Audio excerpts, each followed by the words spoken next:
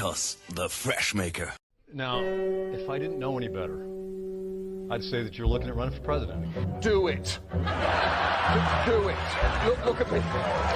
Do it. I will personally write you a campaign check now on behalf of this country, which does not want you to be president, but which badly wants you to run. I am officially running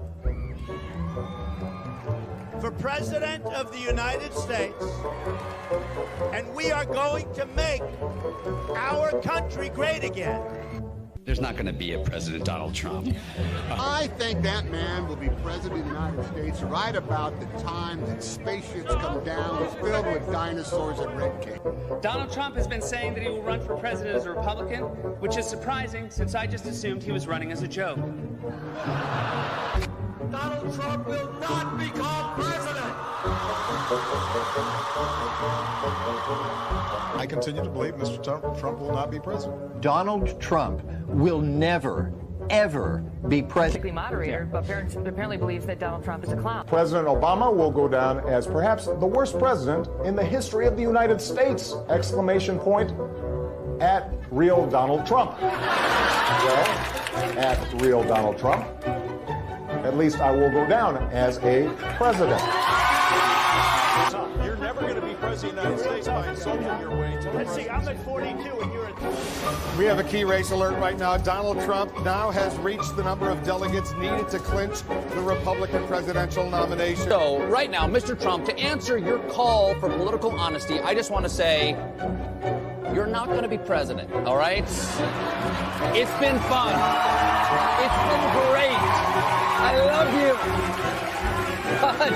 But come on, buddy.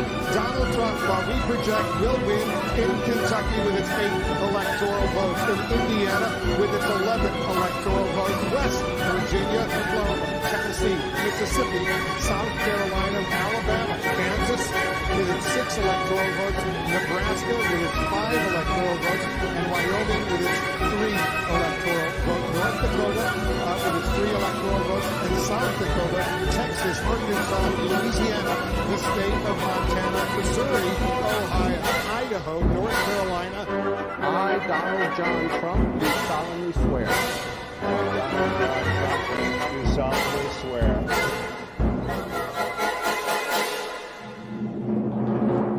Together, we will make America great again.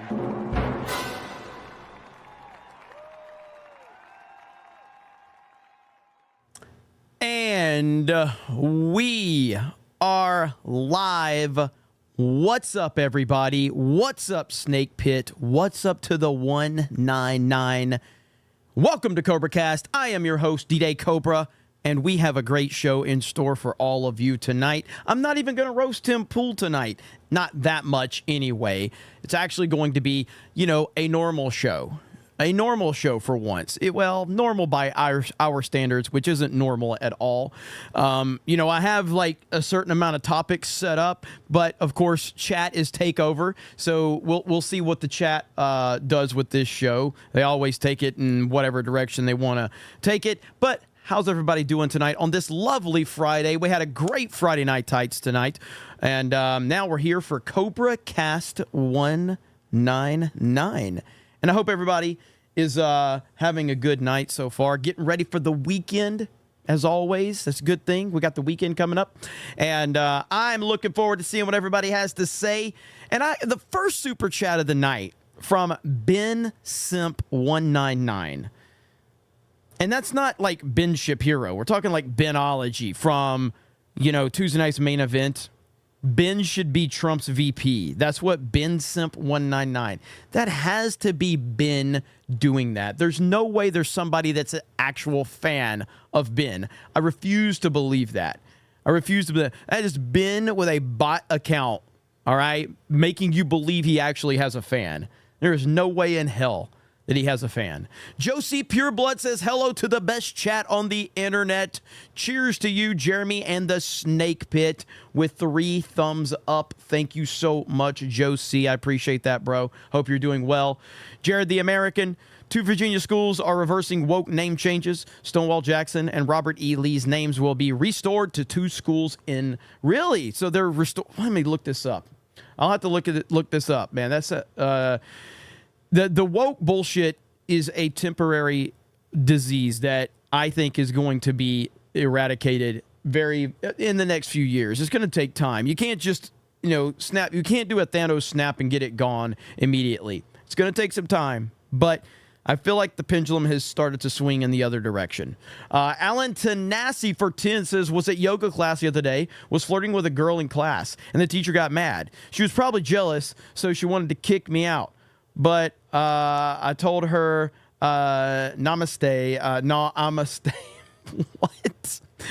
Alan Tanasi, can you confirm that? You usually don't confirm it, but that's usually what you've heard. All right? I get weird when I have to read your super chat and you're saying you don't say that. Like, it throws me off. It throws me off my game. DJ Fisty says, better than Beardo, LOL. 1,000%. But that's not hard. It's not hard at all. The Angry Badger says, hey, Jeremy, just wondering, how does one guest on Tuesday Night's Main Event or daily? I've been on Open Bar and stream with Nerd Wars if you need references 199. Okay, I'll look into it. Yeah, man. I don't really, there's no rhyme or reason to me. It's just kind of, we just kind of go with the flow. And I have not a lot of structure. It may seem like I have structure, but I don't. But some way I figure this shit out. And, here we are. Terry Hopeful says, I got my backpack this week. I love it. Enjoy your show. Keep up the good work. That's what I'm talking about. I'm glad you guys are enjoying the backpacks. A lot of people are getting their backpacks now, the 199 backpacks. Really happy to hear that. Keenan says, Jeremy, 1 second. What? 1 second. Just for the people on Rumble, if you pause for a couple seconds and then hit play again, you won't have the buffering in the stream because you've been having stuttering where it's stopping and going. So okay, just want to let the people on Rumble know that. Okay, I'm gonna stop it for a second and restart it. All right, and we'll see what happens. We'll see what happens. Okay, thank you. And I made a hell of a face over there. Like, what the hell, man? I'm making like a O face over there right now. We'll see. The pauses are brutal, man. The pauses are brutal. Hayden Wayne for 50 says, I'm on the last hour of my trip back to work. Glad to have you all here to entertain. If we're going... let's see. If we're still going when I get in, I'll actually be able to join in. Hail the chat, hail the fellowship, hail the GCA, and hail the Snake Pit. Let's freaking go. Thank you, Hayden Wayne. I appreciate it, man. And be safe, brother. Be safe. Shadow Saiyan says, I'm not a Ben fan, but I'm a Beardo hater, LOL. I respect that. Lord Plagueis says, Jeremy, your jealousy of Tim Pool is lame and gay. Yeah, I mean, I jokingly said I was jealous of Tim, like, because in a world of the guy gets a ton of views and he has all that, but it's really not. I don't hate Tim Pool at all, and I like that he has a big following, and I like that he has a great show, and he pulls in huge numbers. I just wish he treated his audience better. That's really all I care about. Just treat your audience better. You deserve the audience you have. You've done a great job. I'll never forget when Tim destroyed Jack Dorsey and the other chick from Twitter, the vagina chick or whatever her name was. But Tim's been doing this for a long fucking time, and he deserves everything he has. He just needs to respect his audience. A little more is all I would ask. But at the end of the day, he could just tell me to go fuck myself too. But he doesn't even know who I am. And that's the true test of how successful he is. He doesn't even know who the fuck I am. That's really what it comes down to. Grasshopper says, bro, can you show everyone the meme I X'd to at CobraCast? Viking diver from Rick J. Party Starter. Tag D-Day Cobra. Tag me on D-Day Cobra on that, or send it to my inbox, and I'll see if I can check it out. Man, IGGA, that's all I'm going to say. IGGA says please. And he's got his profile picture. Are you kidding me, man? Woo, you guys are amazing. Lying Dog Face Pony Soldier gifts a D-Day Cobra membership. Thank you so much. Appreciate that. Okay, we got a lot to talk about, and I want to jump right in and have a discussion about one Chris Cuomo. there's a lot going on right now with Chris Cuomo. Chris Cuomo is an absolute clown. This guy is just, here's the thing, man. When you're on the internet, you're going to say shit that people are going to use against you, and all you got to do is own it. It's really not that difficult, man. Like, just own shit when it happens. And that's really, people are pretty forgiving if you have self-awareness and you are willing to own things. But Chris Cuomo took it to another level back during the jab days when he was shaming people and basically accusing them of killing people if they don't do what he says and what he believes. And obviously, you know, he was fired from CNN. He faked his COVID lockdown. He lied about that. He lied about many things. And, you know, he was shamed and fired, as he should have been. And you got to be pretty bad off when you're fired and shamed from CNN. So now Patrick Bet-David has hired him with Valuetainment, and that was a controversial decision. And, you know, it's like, I don't like making decisions for people about like, hey, well, you shouldn't hire this person, or you shouldn't do this, or you shouldn't do that, because that's the same things that I was getting when, you know, I brought Uche onto the team, and rest in peace to Uche. I brought Uche onto the team, and Uche had unbelievably terrible takes, like holy shit, bad takes on top of bad takes on top of bad takes. And, you know, a lot of people didn't like that I had Uche on the team and he represented G&G, and honestly, there was a lot of people, not a lot, but especially, well, I'll say after the Snyder thing that happened, you know, a lot of people like walked away from G&G because of Uche and because of the Snyder situation. And of course, he was all intertwined in all of that. That's going to happen, and it is what it is. I mean, obviously, I don't want anyone to walk away from G&G, but people didn't like that I had Uche on the team with his far left-wing nonsense bullshit and all of that. Chris Cuomo, it's the next level of how fucked up this guy is. Like, Chris Cuomo is next level. Like, some of the things this guy has done and said and called for, it's unbelievable. So he was on with Patrick Bet-David on the Home Team show the other day, and a lot of people pointed out his hypocrisy. Now, again, like I said, if you talk for a living, if you do things, there's people that are going to bring shit up that you said that they want you to address or whatever. It's happened to me 1,000 times. It's going to continue to happen to me. Just the other day, I did a reaction to my X-Men 97 video that people were calling me out on, saying, oh, you're never going to acknowledge this. I'll acknowledge anything I've ever said. I have no problem with that. I have said dumb shit. I've owned it. I've given perspective on it. I have no problem doing that. Sometimes I'm right. Sometimes I'm wrong. It is what it is.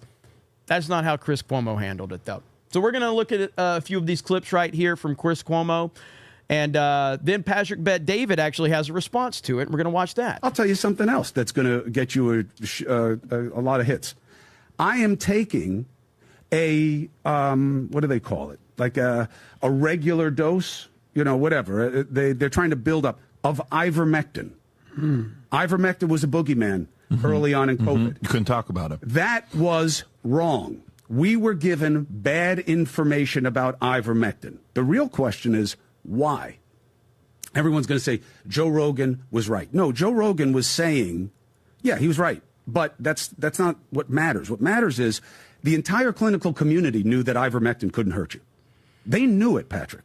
I know they knew it. How do I know? Because now I'm doing nothing but talking to these clinicians who at the time were overwhelmed by COVID, and they weren't saying anything. Not that they were hiding anything, but it's cheap. It's not owned by anybody, and it's used as an antimicrobial, antiviral in all of these different ways and has been for a long time. For malaria for over almost 20 years. Yeah. So, and my doctor, who is now my doctor, was using it during COVID on her family and on patients, and it was working for them.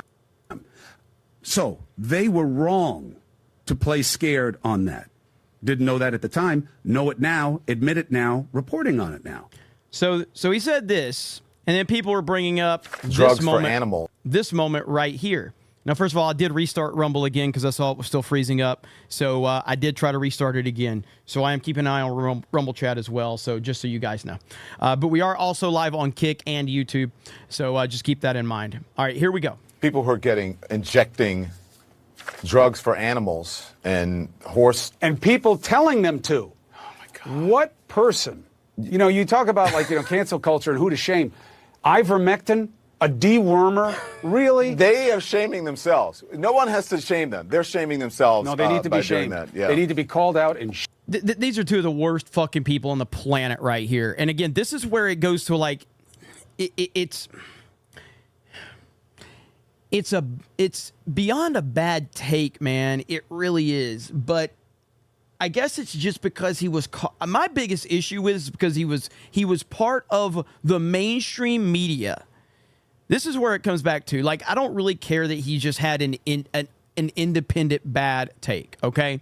It was that he was part of the mainstream media, and he played a part in that machine pushing all that bullshit out there. That's my problem with that. I don't care what he said in isolation or as an individual or whatever. It's the fact that he was part of the mainstream media and he pushed that bullshit. Shame, brother.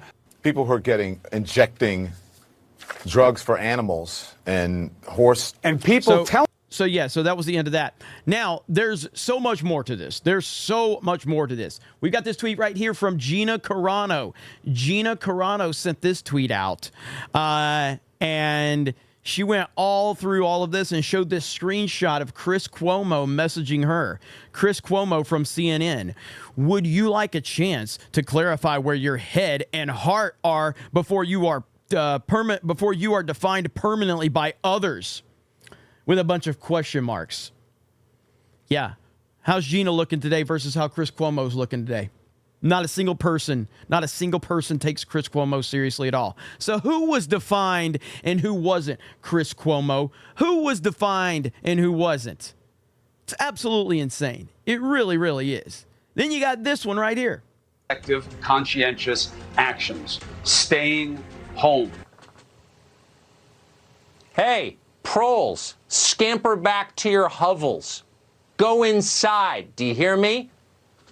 At that exact moment, while Chris Cuomo was demanding that America go inside and get back to their own homes, he wasn't taking the same advice. It turns out that at that moment, he was breaking quarantine himself, despite, as we said, being positive for the coronavirus. Yep. One day, Cuomo was spotted by a passing bicyclist who got into a tiff with him. Cuomo attacked the man later. Listen. I don't want some loser, fat tire biker to be able to pull over and get in my face and in my space and talk to me. I don't want to hear it.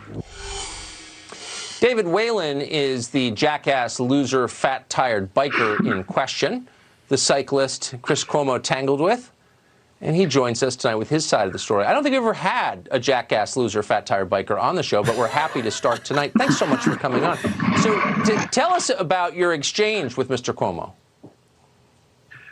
Well, first I'd like to say I probably could beat him in a bike race, even though he's a lot older than me. I mean, younger than me. But besides that, the important thing was it was Easter Sunday evening.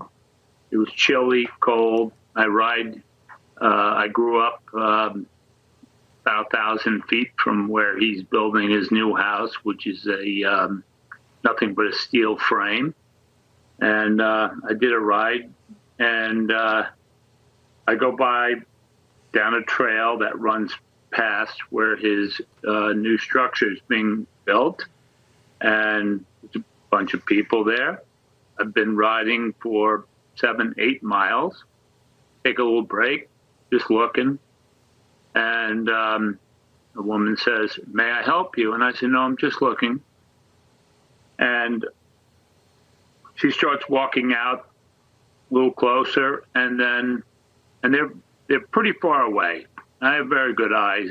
And Chris Cuomo turns around, and I'm like, holy smokes, it's Chris Cuomo. I'm fairly outspoken, and I just said,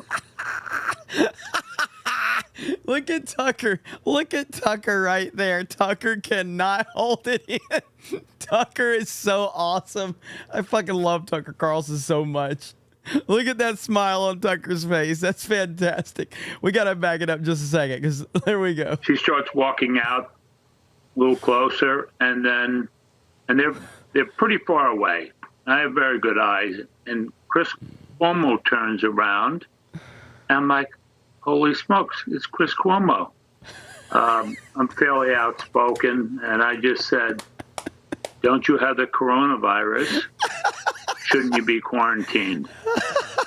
And I think his next words were, what the hell do you know about this? What do you know about the rules? He continued to come closer and closer, and he's I like to say he was like a boiling pot. You could see his head he was getting more and more angry. And I said, so you're going to lose your temper like you did on the guy at Shelter Island on me. And so, basically, I just said, you have coronavirus. What are you doing out here? You're supposed to be home. And I had not heard what you just played. Oh my God, I'll never forget that video of Cuomo where he did like his first time coming out to see his family, and it was all fake. It was all a lie. Oh, it's the worst thing ever, dude. I can't believe how cringe that was. About, his quotes about how he was telling people to act. I see his show occasionally, and then at one point I said, I'm moving on. I said, you're not supposed to be out here. Nobody had gloves on. Nobody had masks on. There was 3 children, young adolescents, and I believe there was. I'm pretty sure it's his wife because I've seen pictures now. And then there was a 3rd adult. So, they're out there.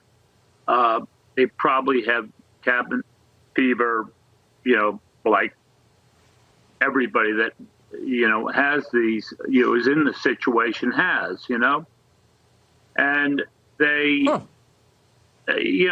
maybe they say, hey, we have masks on. We just drove out here. They don't live there. Okay. It's a steel structure. And if I probably were to say, I kind of understand, I would have just moved on. But he told me he was going to meet me, and he goes, you're going to meet me over this. You will meet me again over this. And at that point, he's now getting about 40 feet away. So he was in full roid rage at this point. I mean, he sounds almost dangerous. Have you? I have to ask you. Have you been tested because you came into contact with an infected person who was within 6 feet of you? Us normal human beings, we don't get to get tested. Which is one of the craziest things about this whole thing. If you're wealthy, you have a lot of clout and this and that, you can go get tested. But for most normal people, you can't get tested. I do practice. I made my own mask weeks ago. I hit it with alcohol every day. I have one part-time employee. And that's almost at the end there, but I remember how weird of a time that was. And of course, Chris Cuomo was absolutely crucial to pushing that narrative along with all the other mainstream media clowns out there. But now Patrick Bet-David has responded to all of this controversy right here. Lots have been said the last few days about Chris Cuomo and COVID. Here's my take. So here's what Patrick Bet David has to say. So I think it's fair to say it's been a rough last couple of days for Chris Cuomo. A lot of you guys are tagging me in all these different things. I can't believe Pat did this. This is all his fault, all this stuff. Let me speak to you. So here's where I stand position-wise. Just so you know, Chris has to defend his previous positions that he's had. The video with Don Lemon making fun of ivermectin, the video of him and Byron Donalds that we played and he had to respond to, the many different positions he's had in the past. I have to defend my positions from the past. So do you. And none of us walk on water. But here's a question I got for all of you guys that are so furious from the last couple days. As many conservatives, as many libertarians, independents, all of you, that are absolutely furious with Chris Cuomo, that have been posting this on Instagram, TikTok, Twitter, you're furious with me. I got a question for you. How many eyeballs do you think we've gotten the last 2 days? From your tweets, not the channel, not the podcast. I'm asking worldwide collectively, how many people have shared the clips and resurfaced from the past? How many do you think it is? You think the number is 50 million, 100 million, couple hundred million? What do you think the number is? Let's say a few 100 million views, right? On different clips that are going. Gina Carano, you got Jimmy Dore, you got Dave Smith, you got all these people that are reacting, and I love it. If you know one thing about me, I love debate. I love it. Keep doing it. I don't care about any of it. I'm a big boy. I'm a tough guy. I'm a leader amongst leaders. We love it. We welcome it. Now, here's a question I got for you. You ready? For as many of you guys that are talking about it that are furious, how many people on the opposite side do you think are happy about this? You think they like this?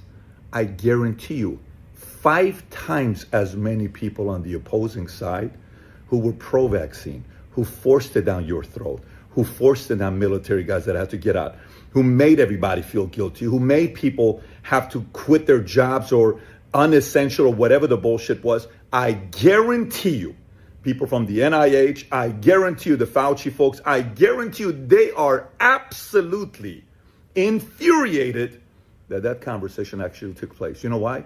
Because if you notice quietly, people were talking about only immigration, they're talking about the economy, they're talking about Trump, they're talking about Letitia James, they're talking about Stormy. Everybody forgot about the fact that we had lockdown. What happened to... This is a very weird take, where I understand where he's coming from one perspective, for sure. But you have to acknowledge the fact that you hired a complete slime ball. Like, you hired someone, like, it's not like you hired Chris Cuomo in good faith and now he's turned out to ruffle feathers, because that just comes with the territory. He's exactly what you hired. This is what you hired. You hired a complete con man, a liar, a fraud, a person that played a role where people's families and loved ones were affected and locked down, and he helped ruin people's lives. He was part of that machine, and he's shown no perspective beyond that. He still is part of the machine. He's just not involved in the machine, but he still represents that machine. That's the problem people have with this. And Patrick Bet-David is a very smart man. He's a very successful man, and he's a very smart businessman, and he's far more successful than I am. I think this was a bad response to a situation that people are very passionate about for a very good reason. This was not... I want to hear the rest of what he's got to say, because I honestly have not heard all of this, but I don't think that's a good perspective at all, considering what's going on here. The courts finding out and suing China and finding out what they did and how much they have to pay for all of it. Many countries have to pay reparations. Doesn't China have to pay reparations? What happened to holding Fauci and all those guys accountable? How about Big Pharma? How about Pfizer, Johnson & Johnson? What happened to holding those guys accountable? Oh, they're not happy. So guess what? Keep running the clips. I don't care. I simply want discussions and debates. But you do care, which is why you're making this response. Like, this detailed response saying you don't care shows that you do care. I've been doing this a while. I know when I care about things or when I don't care about things. You care about what's being said about you and your company. You do care. I think sometimes the right, as much as you bitched and complained about what CNN and MSNBC was doing, now you're kind of showing that you also don't like it. You only want to talk to people you agree with. I don't. I will talk to Anthony Weiner. I will talk to Tubin. I will talk to Cuomo. I have a lot of weird guests that are coming up that a lot of you guys. Talking to him is not the problem. I've always been a fan of him talking to people and all of that. You hired Chris Cuomo, dude. Like, he's horrible. Like, this is not debatable. There is no debate to be had about Chris Cuomo. There's just not. You know, he is a terrible, like, he's, if we're being real here, like, can we name honestly a worse person in media during COVID than him? Maybe Don Lemon, but even Don Lemon didn't fake his quarantine return. I mean, Chris Cuomo faked a quarantine return to his family like he hadn't seen him in a fucking week or 2 weeks or whatever that shit was. This is bad. This guy is next fucking level horrible. No, but even Joy Reid's terrible too. Yes, there's a lot of bad people in the media, but think about specifically what Chris Cuomo did. Chris Cuomo faked his quarantine, broke COVID protocol, the same protocol that he was telling everyone else they had to be a part of. He was part of that machine that was locking everybody down and pushing this bullshit, and then he broke protocol, all while he was faking it for the general public, and then he got into an altercation with someone because he got busted.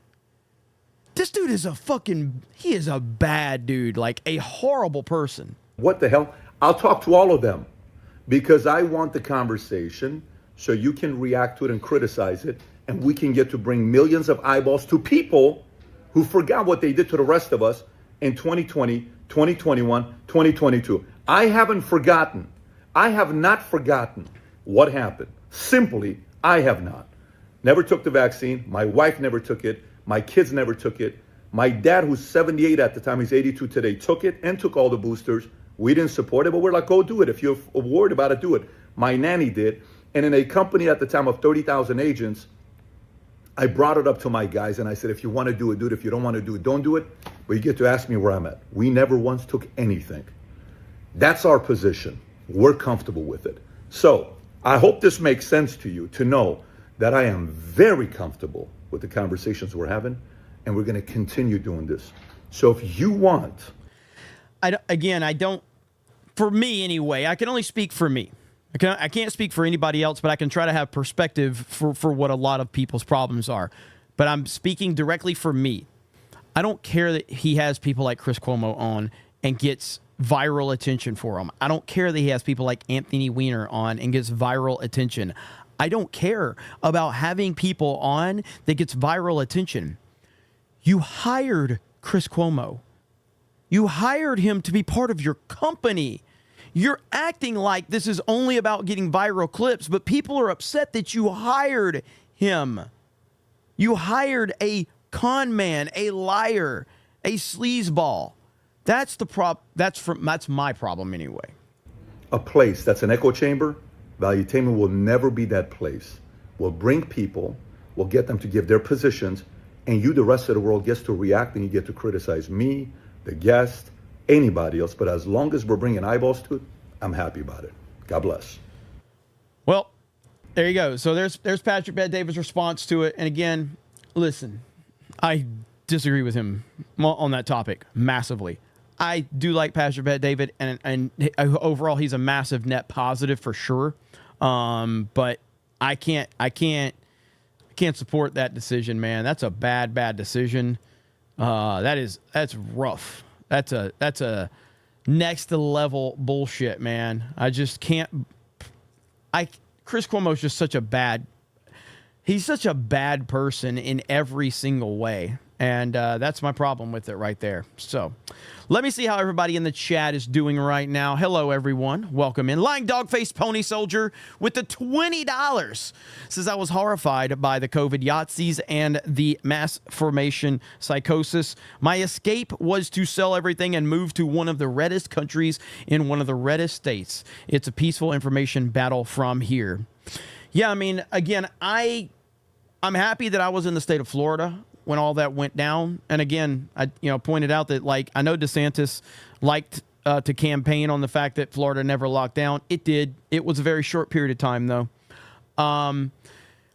But yeah, Florida, generally speaking, was a phenomenal place to be during COVID. It was still frustrating, and there were still some annoying things going on, but Florida was much better than most places. So I don't have perspective in terms of what everybody else was going through. I know I did some traveling, and I saw some different places and how it was. But, yeah, I can't even imagine. Is Rumble still having problems, by the way? Eric, is Rumble still having issues over there? Let me know. And because it doesn't look like it's freezing up right now. So hopefully Rumble's back rolling.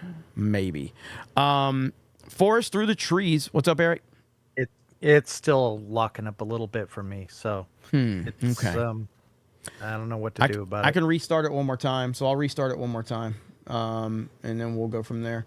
All right, Forest through the trees for 20 says, let's see, Jeremy, I was going to ask you how long you've been married to your husband after you were flashing your wedding ring a few strings ago. Unfortunately, your meltdown over Techno Viking ruined that question. Well played. All right, that was good. That was a good one. Hey, listen, that was a journey. We went on a journey. And I was concerned. You could have wrote a movie around that whole Techno Viking situation, dude. Today, I got to show you guys this if I can fucking find it. Like, I'll do it later. But like, I had like this. I got a Techno Viking shit all in my recommended feed now, and somebody recreated like Keanu Reeves as Techno Viking. As like a cyberpunk Keanu Reeves Techno Viking thing. And I'm like, what the hell? The internet is the greatest thing ever. All right? The internet is the greatest thing of all time. I love it so much. So funny. Alan Tanassi says Chris Cuomo is a homo. I can't confirm, but that's just what I heard. But I can't confirm. Let's see here. Bane Zero says, who takes Cuomo seriously? PBD takes Cuomo seriously. Whatever his reasoning is, it's hard to support a guy who turns a blind eye to the shyster that anyone with the last name Cuomo. Yeah, that's the other element to it. It ain't just Chris Cuomo. Like, the Cuomo family are a bunch of horrible people. I mean, just they destroyed people's lives.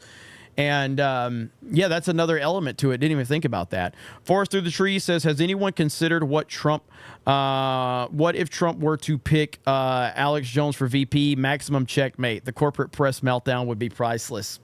That ain't happening. There's no way Trump's going to pick Alex Jones, unfortunately.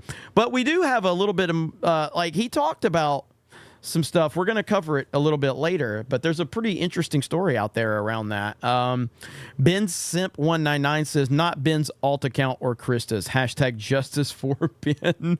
Show up on Tuesday night's main event. Lying Dog-Faced Pony Soldier says, Fredo was a COVID Yahtzee and he must atone. Fantastic Knox says, hail and good day, everyone. Have you talked about Eric Adams got donations from a cop billionaire? These traitors said Trump was a Russian stooge. Yeah, I mean, we're going to talk about everything going on in New York because Trump, as point blank said, like, put me in jail. I'm ready to do it. Lock me up. And honestly, I'm kind of at a point where I kind of hope they do lock Trump up because it's only going to help him. It's only going to help him. We're going to talk about that. Vault95 says, hail CobraCast 199, scanning in with the code Trump Body Pillow. PJ says, just wondering if you got my package yet. Yes. No, I have not. I keep forgetting to go to the post office. Are they open tomorrow? Yes, I can go tomorrow. I know it's Saturday, but I can go tomorrow. I'm sorry, PJ. I am always running ragged. I am so sorry. And PJ says, I think listening to people who don't think what I think is a good thing, not only should you know your enemy's thoughts, but debating is a good way to strengthen your own beliefs. Yeah, I don't have a problem. Like, again, it's not the problem of him having Chris Cuomo on. It's the fact that, and remind me about this, chat. Because I didn't watch when Patrick Bet-David had Chris Cuomo on Valuetainment for the first time, I never watched that episode. At least I don't think I did. A lot of people said he threw softballs at Chris Cuomo for that first appearance. I think it was Chris Cuomo that people said that. Maybe I watched a little bit of it. I can't remember. I know I didn't watch it live when it happened, but I feel like he was he threw a lot of softballs at Chris Cuomo on that first appearance. That's what a lot of people told me. Mod Eric says, I was talking to my dad's friend about the vax. He was claiming safe. He has had 6 shots. I did not want to bring up after that his wife had a stroke and he got cancer twice, taking it to a wall. Or talking to a wall. Yeah, it's the whole thing is just, it's all just, I can't go too deep into all of it because obviously, you know, they watch this and obviously the chat AI bot is in there right now. But Weird Man Production says, is there no more G&G House in Orlando? No. Shut it down. We did it for a year, a little over a year. It was good, but I could not be back and forth between Pensacola and Orlando. Financially, it was really weighing me down. It was weighing the company down, and there wasn't enough. There was return, but there wasn't enough return to justify another year of it. But we did. It was a positive move for us, but I could not commit to another year financially. Lou D says, now Cuomo wants to praise ivermectin. Me and my wife were prescribed ivermectin in 21. Literally felt better in 24 hours. Dante Rage says, oh shit, free member message. 5 out of 6 months were gifted. Shout out to the generosity of the Snake Pit. Ryan Levis says, let's see, ivermectin was the cure for COVID. Hail the 199 and big on. I didn't look, man, as far as I'm concerned, in my personal opinion, and I got to qualify that bullshit. I just think it's the fucking flu. Okay. And so that's all I ever thought about it was it was the fucking flu. That's all I treated it as, the fucking flu. So that's all I treated it as. Maybe a more severe version or whatever, but it is what it is. Is what it is. Never bothered me. Didn't worry too much about it. And yeah, I was like, I participated in the first few weeks of the mask bullshit, or tried to be respectful of businesses when they were doing that shit. And, but ultimately, you can, whatever. Ultimately, all you can do is, again, so when I went to Salem, Massachusetts, I've told this story a few times. When I went to Salem, that was kind of during all of that shit. And, when it comes to businesses, again, businesses, as a person that worked retail, I fully understand that there are, there's things that happen in especially companies and corporations, and decisions happen, and you can't complain to the employees about it because the employees are just doing their job at that level in just stores and businesses and shit like that. So if a place had the enforcement of the mask bullshit, I would put my mask on, whatever. So I went into this, it was a comic book store. And I had my mask on, and I was looking at stuff, and there was actually a Superman statue that I was very interested in. It was super fucking cool. And I look around, and I see a guy running around, an employee that didn't have a mask on. So I took my mask off. And I was like, all right, cool. If you're not going to respect your own fucking rules, I damn sure not. So I took my mask off. Another employee comes up to me and tells me, hey, sir, you got to put your mask on. I was like, well, that guy doesn't have his mask on. He goes, well, he's the owner. I said, it kind of strengthens my point. I'm not putting my mask on if he's not putting his on. And he goes, we have to talk to him. I was like, well, fucking bring him over here. I walked up to him or whatever, confronted him. He played it off. We kind of got to a back and forth, and I finally just told him to go fuck himself, and I walked out. There's a clip of it somewhere. That I recorded this interaction. I had my phone in my hand, but I was waving my hands because I was talking. But I did interact. I have the interaction recorded, the audio recorded. But yeah, so I was like, fuck this, man. I mean, if you're not going to respect the rules that you're pushing, which clearly he didn't believe in the bullshit either, then I'm not going to do it. But at this point, they can never do this again to the people. The people have seen through this bullshit. And, so it is what it is. Okay. So Donald J. Trump. And by the way, is Rumble, hopefully Rumble's working okay now. And yeah, I still see people wearing masks. I do. I see them, Dan the Man. I still see people wearing masks, and it's the most mind-boggling thing in the world to me. I can't believe that there are people still out there wearing them. It's like, what is happening right now? How are we at this world? How are we in this world? But yes, so Donald J. Trump, the great Donald J. Trump. Let me see if I can find this clip that I wanted to play for you guys really quickly. So this is like it's a pretty long clip actually, but it might be worth it. Let's see. Here we go. All right, so here's a clip of Trump right here today. I think this is today. Trump, it's all fake. The whole case is fake. The judge is corrupt. If anything is mentioned against certain people, he wants to put me in jail, and that could happen one day, and I'd be very proud to go to jail for our Constitution. The ultimate Chad, Donald Trump. Let's listen to a little bit of this right quick. Mr.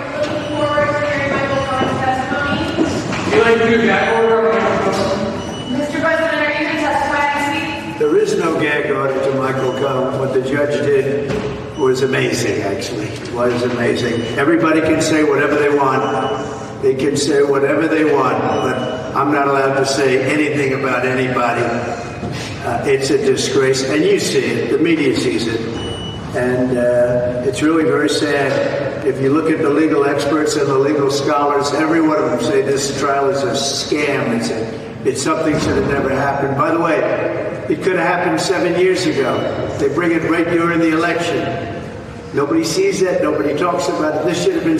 I see Rippa in the chat. What up, Rippa? Bro, y'all got here. If you guys haven't heard White Pilled, his new song, fucking good, man. It's damn good. Damn good. Hail young Ripper. 7 years ago, it shouldn't have been brought. But if it was going to be brought, it should have been brought 7 years ago. And, you know, we're talking about 2016. We're talking about something that goes back a charge of 2006. Think of it. We're talking about 2016. We're talking about a charge that's 18 or 19 years old. It's all fake. The whole case is fake. The judge is corrupt. And the only thing he gives us is to make him look a little bit good. He gives us nothing. Now, what he just did now is a joke. It's a disgrace. It's a disgrace.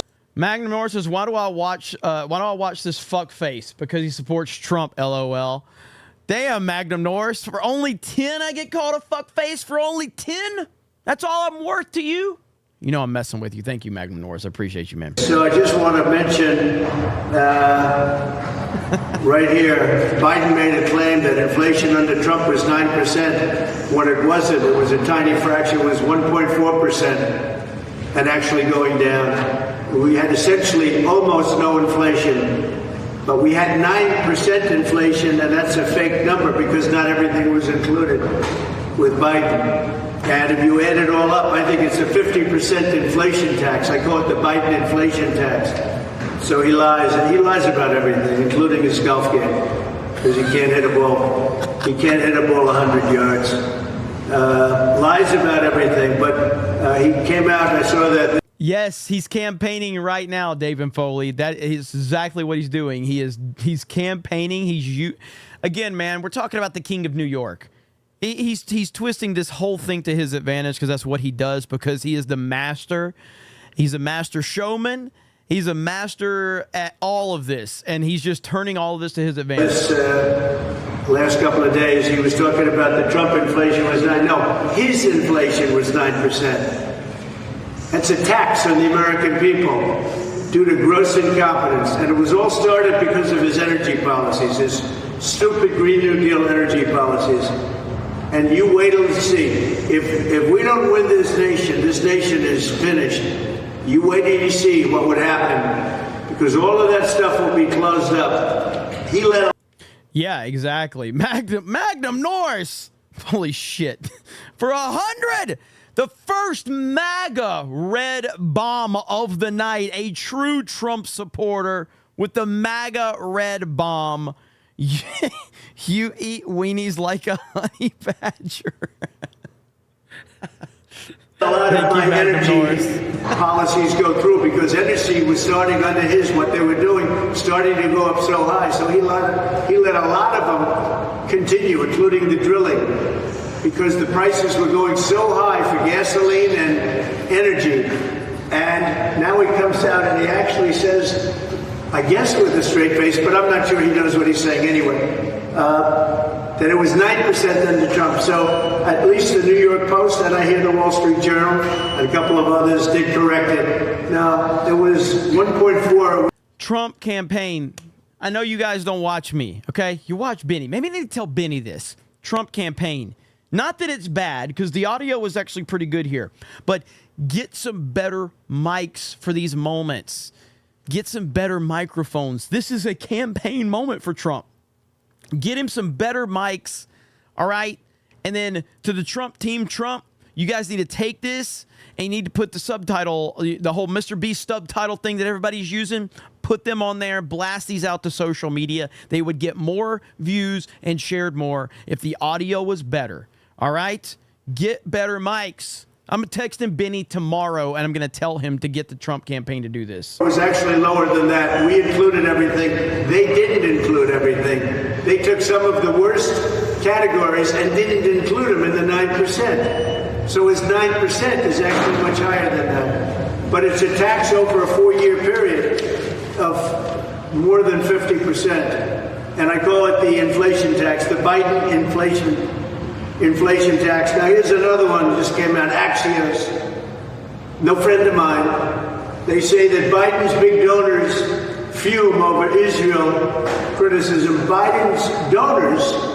I see a lot of people saying that they agree. I 100% agree with this. Just get better mics for Trump during these press moments, because it will get more people talking about it. It's going to be better for sharing. It's going to be better for social media reactions, better for YouTube reactions, better microphone quality for all of this. Let's maximize these opportunities for President Trump. Get his campaign to do this, and then also take this audio or take these videos and put those subtitled clips on there that everybody uses for shorts. That's going to help too. Let's make America great again. Let's help President Trump. We got to get his campaign on this so they can, because what's he stuck doing this for? Another week or two, 2 weeks, 3 weeks? I don't know how long they're going to drag him down on this, but every single day you can have a high quality press event right here for President Trump, blast it all over social media, and everybody will be listening. Are the ones that are against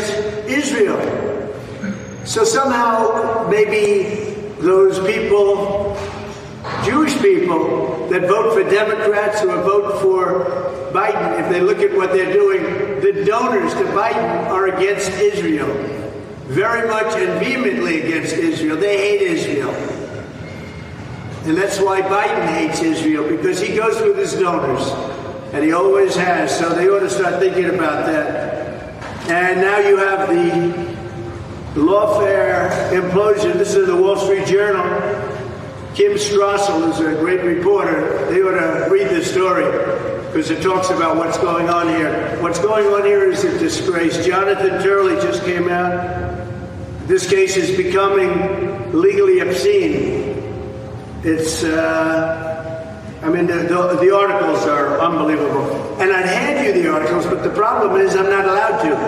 Because if anything's mentioned against certain people, and you know who they are, certain people, anything's even mentioned, he wants to put me in jail.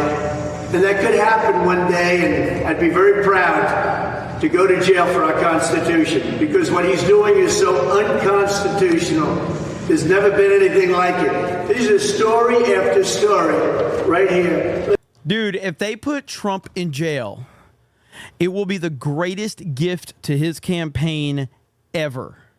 It will be the greatest gift to his campaign ever. It won't even, it will be incredible if they put him in jail. And he knows it. And they know it. And that's why he knows that they know, and they know that he knows, and it's driving him crazy. There's one after another. And this is over the last 2 days. Story after story. Hannity, big story. They're all big. Dershowitz, Jonathan Turley, Andrew McCarthy. Greg Jarrett, they've all been amazing. They're not friends, nobody's friends. They're writing stories. They've never seen anything like that. They've never seen anything like what's going on today in this court is a very dark day for New York City, New York State, and it's a very dark day for our nation. And in the meantime, I can't be out campaigning. They could have brought it, I told you, 7 years ago. They could have brought it if they were to bring it. Remember, everybody turned it down. Southern District turned it down. Washington turned it down. The Federal Election Commission turned it down. And you know who else turned it down? Cy Vance turned it down. Everybody turned it down. And then Bragg came in and he turned it down. And he got very angry, actually, because a man named Pomerantz came out. And what's happening with Pomerantz? Are the papers looking into that deal? But he got himself into a jam. And so what happened is Bragg turned it down. And then when the election comes along, he said, well, let's go. But it's not a case that's been turned down. Remember this. It's a federal case. They all turned it down. And he's bringing it into the state or the city, I guess. Look, he's a district attorney where crime is rampant, violent crime is all over the place, and the city's going to hell. And they have... Did you see that clip the other day of that guy that put the belt around the woman's neck and drug her and killed her right there in New York? But hey, it's okay because President Trump, we got President Trump bogged down in legal bullshit right now. So everything's okay. The city's safe, even though that crime is running wild right now in New York. It's absolutely disgusting. It's absolutely disgusting. They have many prosecutors in there. I couldn't even count them. It looked to me like they had, certainly they have had more than 20 prosecutors sitting there over the fact that somebody paid a lawyer, and in paying the lawyer, so it was a legal expense, that somebody happened to be me. I didn't do the bookkeeping. I didn't even know about it, but a very good bookkeeper marked a legal expense down as a legal expense. They didn't call it construction. They didn't call it building something or concrete or electrical cost. They called, very simply, a legal expense to a lawyer. He was a lawyer, not a fixer. He was a lawyer. Legal expense to a lawyer, they called it legal expense. They said it was marked incorrectly. What else would you call it? It's a legal fee or a legal expense, and we called it a legal expense. This is what the case is about. And it's not about all of the other stuff that you've been seeing, because we're using that to attempt, it's had no impact because it's so old, attempt to do something to me politically. But the good news is the people understand it. Our poll numbers are the highest they've ever been. And it's ridiculous that I'm not going to be out campaigning for another week or two as these thugs, these corrupt thugs, and that includes the judge. He should... He called the judge a corrupt thug. Let's go, Trump! Throw this case out. This case should go no further. Every legal expert, the ones I named and many more, Calabrese. He just called the judge a corrupt thug. That's so fucking badass. Another one. Many of them. They came out and they said this case should not go forward. It's not a case. There's no crime. There is no crime. And they failed to show a crime. That was awesome. That was awesome. And then Judge Janine was in court today, and she had this right here. If you thought a porn star on the stand was bad, wait till next week when full-on felon Michael Cohen lets loose. Donald Trump wrapping up the 15th day of his hush money trial by ripping his horrible gag order. Everybody can say whatever they want. They can say whatever they want, but I'm not allowed to say anything about anybody. If anything's mentioned against certain people, and you know who they are, certain people, anything's even mentioned, he wants to put me in jail. And that could happen one day, and I'd be very proud to go to jail for our Constitution. They have had more than 20 prosecutors sitting there over the fact that somebody paid a lawyer, and then paying the lawyer, so it was a legal expense. That somebody happened to be me. This is what the case is about. Next on the docket, it's the convicted liar turned TikTok influencer Michael Cohen, who's set to testify Monday. Honestly, I've seen like a lot of the cringy like TikTok screenshots of him. I have not watched one of those videos yet because I'm not sure I can even get through it. While Trump's lips are forced shut, the judge is going easy on Cohen, asking prosecutors to tell the loudmouth to pipe down. Problem is, it's a little too late for that. I guess I'm going to see it right here. Nope. I won't be able to see you without him. Every night, defense and the prosecution is watching your live and storing it. Do you ever think about just saying, I don't care. There's nothing that I say. That whatever they want to ask me, they could ask me. While key witnesses have been teeing off on Trump with some trash talk, the liberal media is salivating over the thought of gagging anyone who simply breathes in Trump's inner circle.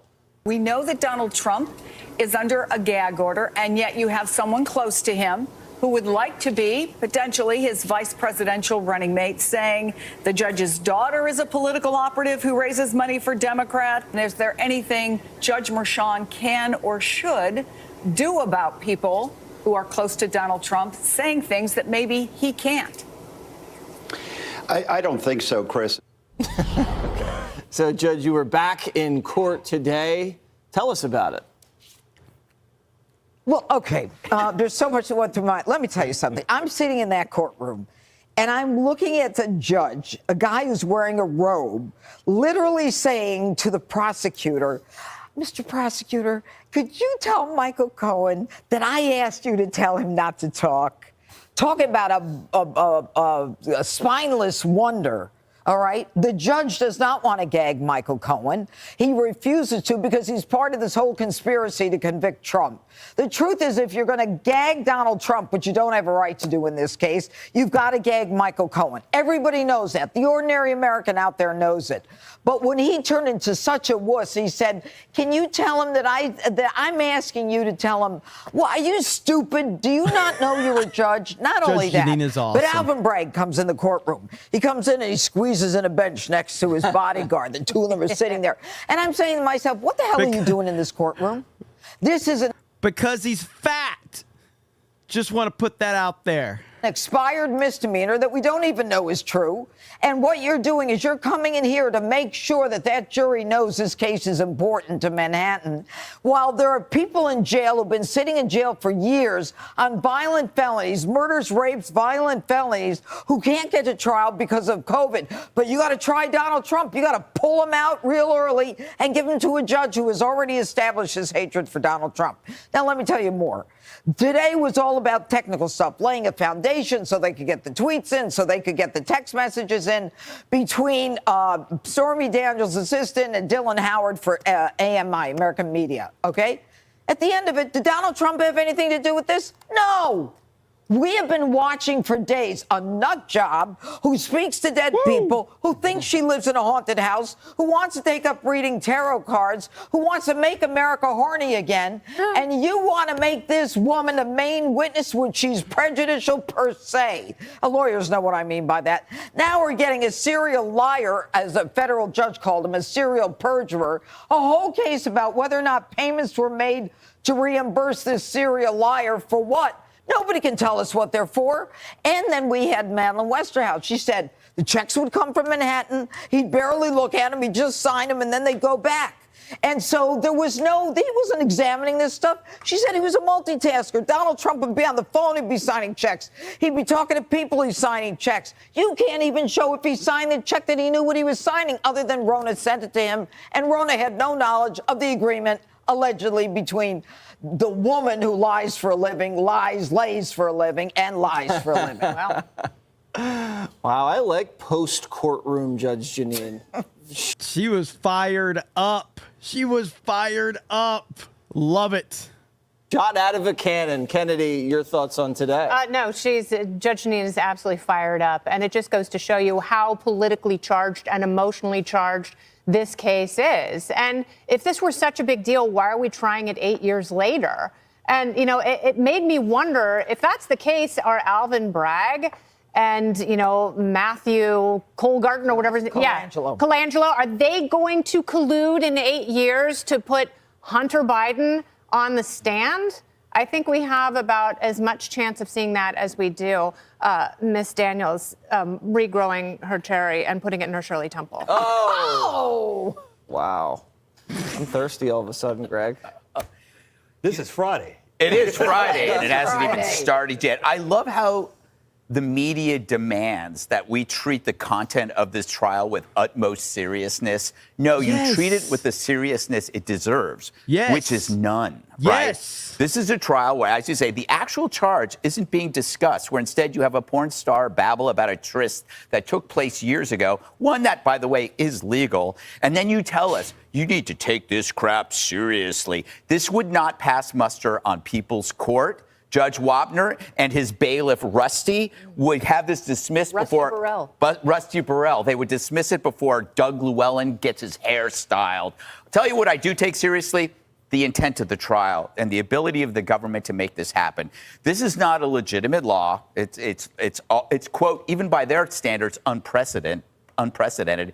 This is an attempt to use their phrase, steal democracy. And they're trying to camouflage their lack of real substance with a porn star sex chat that the media gobbles up like cheap Ritalin. It is ironic that it must be ironic to Stormy, that Trump's facing all these gag orders, given that was always part of her job description. It really is Friday, isn't it? Yeah. Good to be back. Nobody cares about Harold, so we can move on from him. But I thought that was a pretty good breakdown right there from the five and hearing what they had to say. But, yeah, I mean, I like what Greg had to say. This entire thing is a joke. It's an absolute fucking joke. And everybody knows that it's a joke, and no one's actually taking it seriously. This whole thing is laughable, to say the least, on it right now. Unbelievable. All right, welcome in, everybody. Thank you for being here. Crystal D says, do you think PBD hired Cuomo? That's for $9.99. Thank you. Hired Cuomo knowing that he would have to talk about this, knowing the controversy would start, and Patrick Bet-David wanted this from the beginning because he didn't want people to memory hole COVID. I think that's a possibility. And I guess really what it comes down to is, if that was your intent, why are you responding to it? I guess, see, that's the thing. So, okay, I can only speak to myself, like, about how I do things, all right? And I do think that there's some similarities to, like, Valuetainment in terms of what Patrick Bet-David wants to create with Valuetainment and what I want to create with Geeks and Gamers. Because my whole thing is, Geeks and Gamers is a place to have individual people have their individual opinions, and they don't have to answer to me, and they don't have to answer to anyone but the community. I mean, they have to answer, like, in terms of, like, if people in the community want to check them or question them or whatever, just like the people in the community can question me and ask me questions or whatever. But they don't have to answer to me. If you're part of the team, you can kind of have whatever opinions you want, and you don't have to apologize for anything. The things you'd have to answer to me on is when you attack the fan base, or if you attack the fan base, or if you do something that's detrimental to the brand from that perspective based on what I've created. So when you do make decisions that you know are going to be controversial, and then they turn into be controversial, when you come out and say, well, this is exactly what I wanted. Ha, ha, ha. I got what I wanted. You don't typically go out there as the leader and tell the internet, hey, this is exactly what I wanted, unless you're being sarcastic or whatever. And again, I've done that in the past too, but to me, it kind of comes off of that meme of, like, idiotic statement, and then you get ratioed, and it's like, haha, I triggered everybody. That's how that comes off. You know what I mean? Like, him making that response doesn't sound like someone that did it intentionally. It sounds like somebody that's trying to cope through getting dragged for bringing this piece of shit into his company. I don't know. That's just my take on it. Maybe I'm wrong. Like I said, Patrick Bet-David is far more successful than me. But, I think I'm successful in my own little way too. And I kind of, I know this internet world a little bit. And I've learned a lot over the years in terms of how to approach things and how to deal with things. A long time ago, I dealt with things differently then than I do now. And I feel like I'm a lot better versed on how to deal with things now than I was several years ago when I started this whole thing. Magnum Norris says, lock him up and see what happens. I think that's going to be glorious for MAGA if that happens. I think that will be absolutely glorious. Joseph Dahl says, not to derail things, but depending on where you are, can you see the Northern Lights? Keep up the Lord's work when it comes to calling out the woke BS. I am in Pensacola, Florida. That's where I'm at. Crystal D says, in that Trump clip with the Biden golf game joke, the guy beside Trump cracks up. It's great. I didn't even catch that. Is it Tamarian Drifter? Says, more people are listening to Trump than Napoleon. PJ says, thanks for the heads up about MegaCon 2025. Already booked my flight and hotel February 5th through the 9th. Yes. Oh, man, did my camera freeze up? Looks like my camera froze up. Give me a minute. Let me fix this. There's always something breaking, isn't there? There's always something breaking. Let's see if we can get this to work. Give me just a minute. I'm sure you can still hear me. All right. Quality. There we go. All right. Are we back? Are we back? All right. We're back. All right. We got it. But yes, if you're interested, Orlando MegaCon 2025, in terms of that's going to be everything that our meetup is going to be built around. We're obviously going to work to have a panel at MegaCon and have a presence at MegaCon, but the meetup in Orlando will be somewhere outside of MegaCon, just like it was this last year. But yes, it's going to be awesome. I'm going to work on getting details much sooner than normal. We're going to try to actually plan this out. Lying Dogface Pony Soldier with the Get the Membership. Thank you. Russ Williams says, look up Eugene versus Debs, or V. Debs in the 1920 presidential run from Atlanta Federal Penitentiary as candidate for the Socialist Party of America. KT says, it was nice seeing you in Vegas. Can't wait for next year. 199. I can't wait either. As a matter of fact, and I want to play this really quick since we're talking about the MegaCon thing, because we clipped this out on the Geeks and Gamers clips. So we have a we have a Geeks and Gamers clips Twitter account now. And so so if you're interested, this is what happened last year. All right, right here. Check it out. Check it out. We're going to the Geeks and Gamers panel to see and stay incredibly based. This was our first comic convention, so I didn't know what to expect when we walked into the Geeks and Gamers breakout session at MegaCon. Look at this packed room, wall to wall, people standing, room only, with some of our favorite creators on the internet, Nerdrotic, Critical Drinker, Eric July, RK Outpost, Ryan Kinnell, and Jeremy, the founder of Geeks and Gamers. What a kick-ass crew. It was an honor to be invited, and, well, I was never expecting this.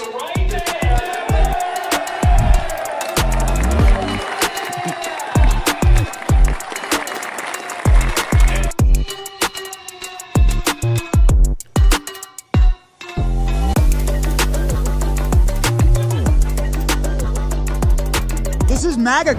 Yeah, this was earlier this year, not last year. I'm retarded. So there's ABF says I got to talk to Benny after the panel. It's MAGACon, I believe that's how it's pronounced. Now, listen, I made sure when I saw you guys walk in, I'm like, I see Benny sneak in there. I'm going to give him a massive shout out and the crowd's going to go nuts for him. And it went perfectly. It could not have gone better. You guys just went in there and saw. That's supposed to be 700 people. Hollywood stars can barely get it half full.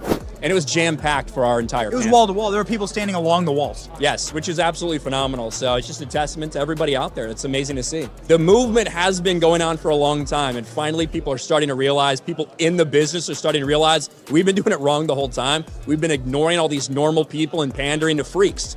And there's a lot more normal people than there are out there than freaks. Yeah, I think you've proved that. Absolutely. Yeah. So. Oh wait, Trump or Biden 2024?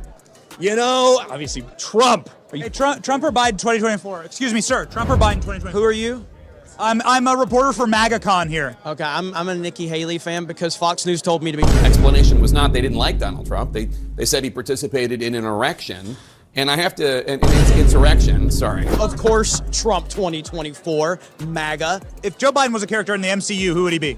He is Captain Marvel because everybody's trying to push her, but nobody actually cares and nobody shows up. And everybody that actually goes to the theater, they're actually dead. So, yeah, hail Benny Johnson. Benny is fucking awesome. As a matter of fact, I got to show you guys something. All right? I want you to see. Look at there. Look how many subscribers Benny's at. Look how many subscribers Benny is at. That's right. Benny Johnson at 1.99. 199. Let's go. That's awesome right there. Benny at 199. You know, Benny texted me, it was a few weeks ago, and he's like, what is the 199? I had to explain it to him. I sent him an article. Benny is so fucking cool, man. He's the best. So he really is awesome. So I appreciate Benny and everything he does. He does a lot for us, and considering how big his channel has become and how big he's become, it's been really cool that he's taken such an interest in the whole geek nerd world that we're in, man. Benny is really fucking legit. So he's super cool. All right, let me see with some more super chats really quick. Let's see. Patriot Roy says, thank you for your stream, Jeremy. Well, thank you for your member message. I appreciate that. Fenrir Fire, welcome to the Snake Pit. 12 months in the Snake Pit. 12 months. Good stuff, man. Good stuff indeed. Jessica is in that stream. She says, I got a new one up today. Probably a new article. You've been doing a great job over there on the website, Jessica. So I appreciate you. And there's another clip that I want to show you guys right. So Trump is apparently getting ready to tear the house down in New Jersey. They're expecting a ton of people in New Jersey. They're expecting a ton of people. I want to send a special greeting to Can the barely great hear people him. of New Jersey, where I'll be seeing you this weekend for a rally in Wildwood. It's going to be a wild rally. That's why they call it Wildwood, I guess. New Jersey is a state I know and love. I'm there all the time, full of hardworking people with grit, independence, and devotion to our country. I'm looking forward to joining you all and sharing a message of common sense. The Biden presidency has been a tough time for the people of New Jersey. It's destroying the state. You already have one of the highest tax burdens in the country. In fact, it's just about the highest, with one of the highest property taxes and sales taxes anywhere in the United States also. On top of all of that, the 50% Biden inflation tax is absolutely killing everybody in our country. It's an unseen tax of 50% because of the inflation that he caused with his stupidity on energy and everything else. Under crooked Joe Biden, gasoline and grocery prices are soaring, and New Jersey families are struggling to afford a car and a home. Now Crooked Joe is promising to impose a massive income tax hike, but I will give you a middle-class tax cut, the likes of which you haven't seen since I was in office. We gave you the largest tax cut in the history of our country, larger even than the great Ronald Reagan tax cuts years before. In addition, your governor has signed onto the Biden agenda by banning gasoline-powered cars in your state and forcing everyone into ultra-expensive electric vehicles that don't go far, and they're all made in China. But we can change all of that starting on day one of the Trump administration. And with your support, we will save New Jersey, and we will make America great again. We are working very hard to win the state of New Jersey. This isn't just a little line of stuff that you hear from politicians, and I guess I have to call myself a politician, although I have never felt like one. We are going to work very hard to win New Jersey. We're going to be there a lot. I know the state very well. I sort of am there an awful lot, especially during summers. I love the people of New Jersey. Many of my friends are in New Jersey. We're going to work very hard, put in tremendous effort, do rallies and everything else, make visits to everybody. We want to win the state of New Jersey and take it away from these radical our country. Thank you. Let's go. So apparently they're expecting a big crowd tomorrow, which is super cool. I'm really happy to hear about that. And so, yeah, I mean, honestly, I saw someone say CobraCast tomorrow. Let's see. The event starts at 5 Eastern, so it'd be 4 my time. I think we might can make that happen. I might go live for an emergency CobraCast tomorrow to cover his rally in New Jersey. All right, I'll keep you guys posted. If I do decide to do it, I will get everything set up early so you guys will know in advance. But that should be pretty cool. All right, and we can do a reaction to it and all of that. So let's see. There was another report because that's supposed to be a big rally tomorrow. I'm trying to find it. If I can find this clip, somebody had tweeted it out that they're expecting like a huge crowd tomorrow. Right here. Okay, here it is. Let's play this clip right here. Right here. So the mayor of Wildwood, New Jersey says there's room for 45,000 people at Trump's rally. Thousands will be filling the boardwalk and the beach. It's going to be wild. When he was here, we had space for 8,000. There was a couple of 3,000-4,000 people on the outside. Here we have a country music country festival here in June, mid-June, and we expect 35,000 to 45,000 people. So we have the space and we have the room. And besides, what greater place to have Donald Trump in right here in Wildwood. When he was here, we had space for 8,000. So there we go. So that would be crazy, man. That would be crazy. Are people having sound is cutting out? Really? For me too?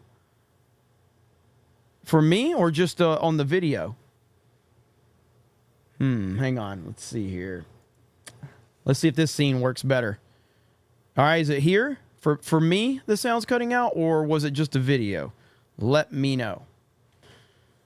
Let me know. For me? Huh. All right, let's see. Not anymore. You're good. Maybe it was the scene. Stream itself was kind of jumpy. And we're having all kind of problems tonight, aren't we? Okay, so on this screen, it's good. On the chat screen, it should be good.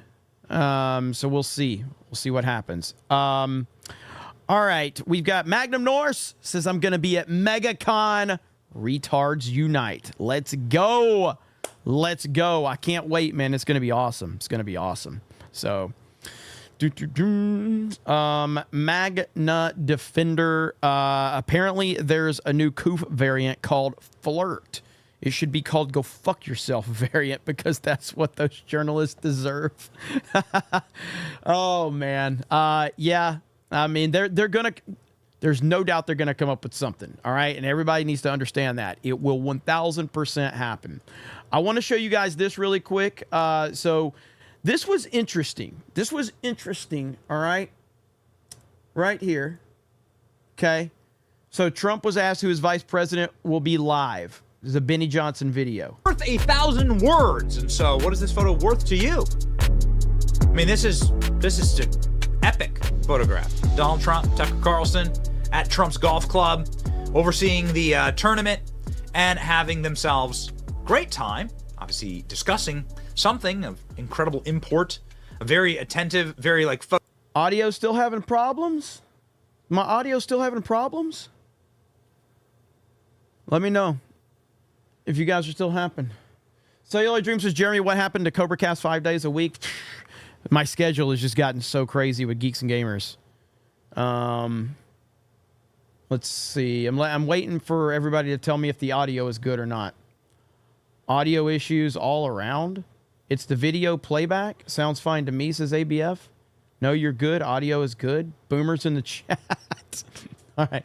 Let's just keep trying. I was listening straight off of YouTube, and there was no problems for me. So I think it's just some people in some areas.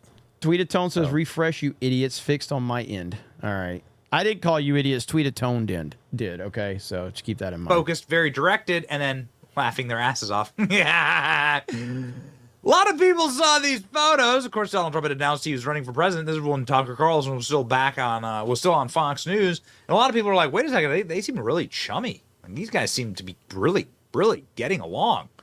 Like what? Like this looks like a ticket, some people said.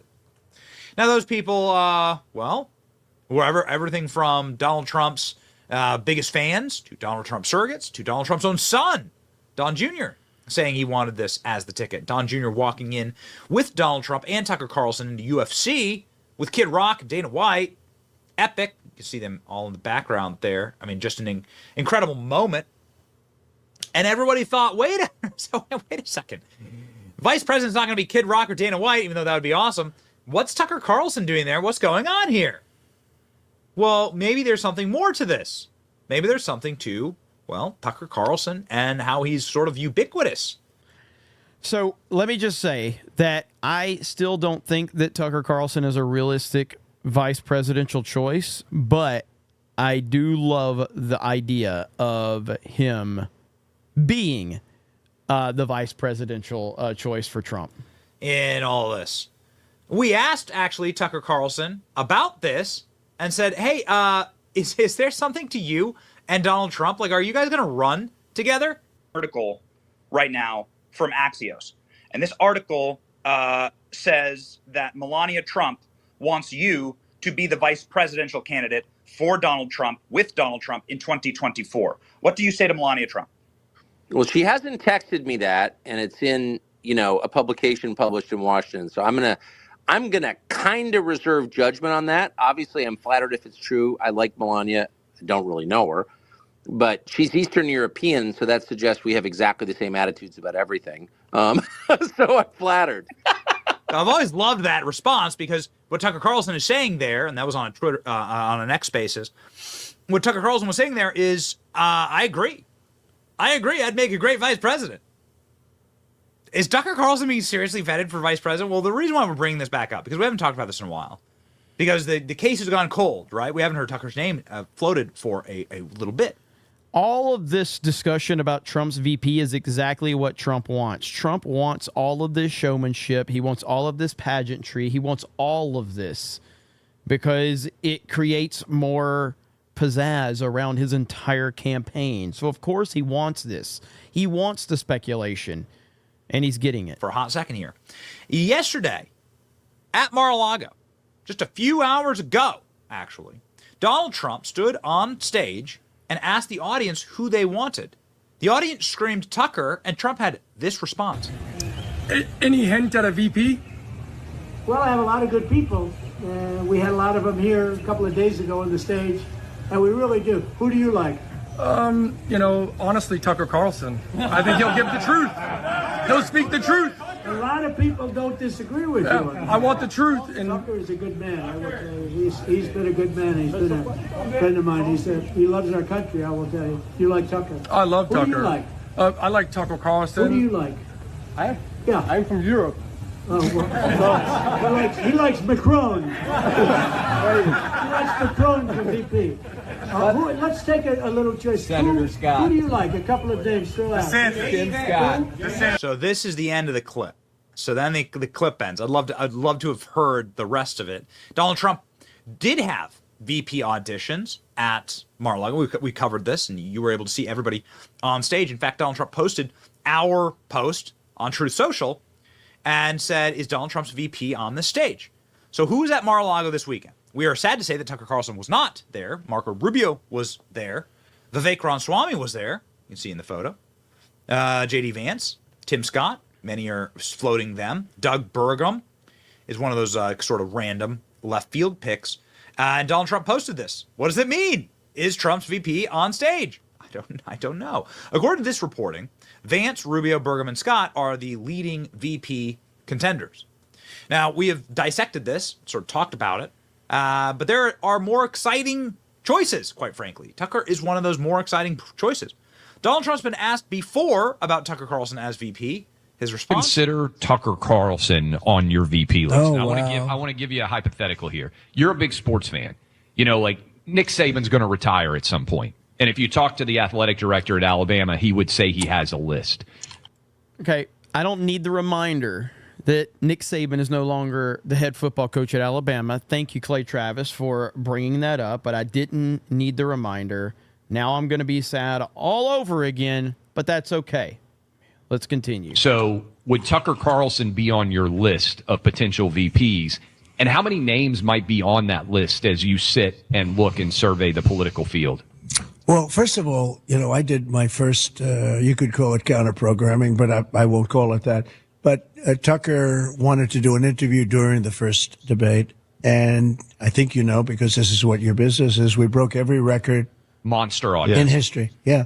I think it just hit over 300 million people. Talk about it. Would you consider Tucker, though, that they based on those I numbers? like Tucker a lot. I guess I would. I think I'd say I would because he's got great common sense. When they say that you guys are conservative or I'm conservative, it's not that we're conservative. We have common sense. So the interview with Tucker Carlson did actually do 267 million views. And it did 267 impressions. But yes, views, like impressions count as views on Twitter, But anyway. Donald Trump's right. It broke all records, and it broke the records. Certainly, it broke more people watching that than the debates. Tucker Carlson did counter-programming. He was able to beat the Fox News ratings. And Tucker Carlson loved Donald Trump. When asked about it, he's not shy. Where am I on Trump now? Well, I love Trump. Personally, I think we're going to see Trump's emergence as the most significant thing to happen in American politics in 100 years. Because he reoriented the Republican Party against the wishes of Republican leaders. But when I think about Trump right now, so it's July of 2023, I'm struck by his foreign policy views. Trump is the only person with stature in the Republican Party, really, who's saying, wait a second, why are we supporting an endless war in Ukraine? And that, leaving aside whether Trump's going to get the nomination or get elected president or would be a good president, I can't even assess that. All I can say at this point is I'm so grateful that he has that position. He's right. And everyone in Washington's wrong. Everyone. Mm. And Trump is right on that question. So Tucker Carlson and Donald Trump, a team for certain. Tucker Carlson's ad revenue after interviewing Trump. Yeah. This was so he's just gonna obviously go over everything else, and of course you want to go watch the rest of the video. Shout out to Benny Johnson. He's closing in on 2 million subscribers. So if you guys want to go support Benny, feel free to do that. I did just get a message from let's see, 1-800-DANKY just sent me a message. All right, let's see here. All right, Benny. All right, so we've got. I haven't even seen this clip. All right, so I guess this is when Beardo and Jay were at Waffle House, and Danky says, "Who cuts a waffle like this?" I haven't even seen this clip, so let's see. And then after I eat all this stuff, it's we're gonna go out in 105-degree weather and walk in the sun. And here's the thing, I am a fan of soggy waffles, and I'm glad that the waffles are soggy. You guys are blowing it up. Thank you. Man, I appreciate y'all, man, for support. I didn't know what was gonna happen on the stream. I didn't even know. Uh-oh, we got some people coming. What is this? We're gonna be in trouble. We're getting in trouble. Wait, hold on. You went to the bathroom. Yes, how was it? Was it clean? No.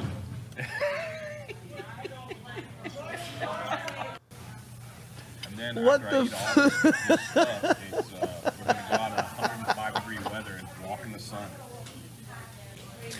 I got tears. Man. And here's the thing, I am a fan of soggy waffles, and I love 1-800-DANKY, and this is my favorite thing about our little corner of the internet, dude. We have so many streams going on. We have so much happening. And then I see you guys picking up on little shit that's happening that we would never think to make content out of. And now here we've got this. This is absolutely insane. I have no idea how to explain that at all. He's going to have to answer for that on Tuesday night's main event. He is certainly going to have to answer for that on Tuesday night's main event. I don't know what the hell that was. I don't know. Danky is going to be looking at your comments right now. and I'm sure he'll have some fun with those responses.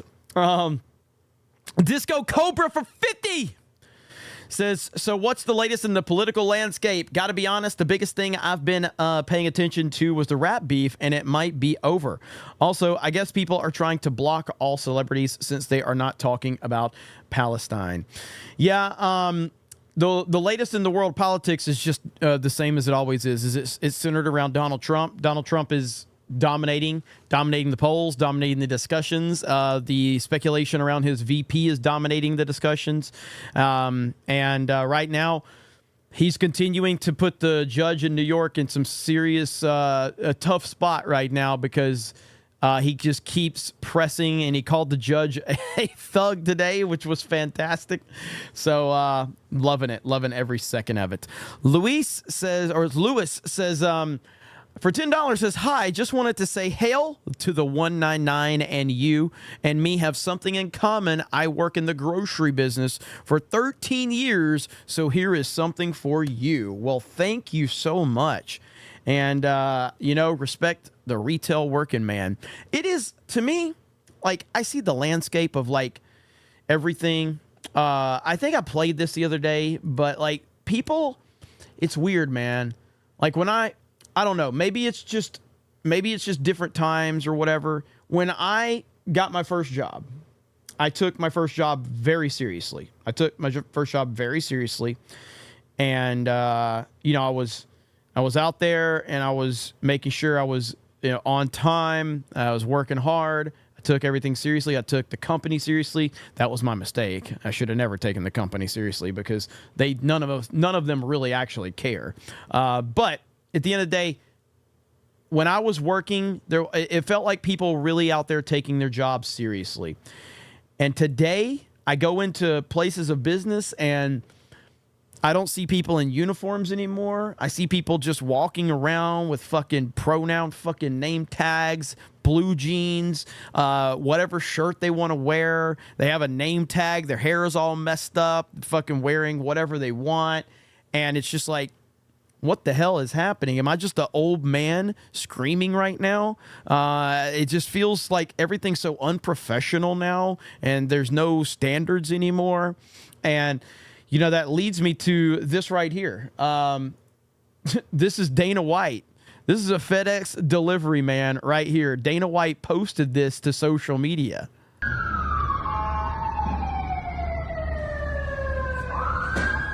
FedEx. We'll get your shit there, but we'll fuck it up.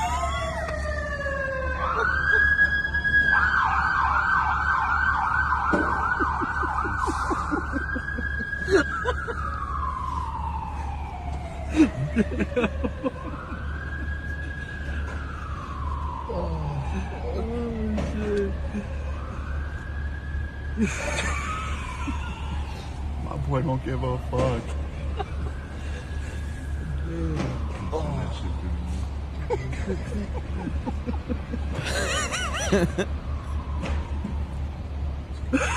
God, he threw it like a frisbee.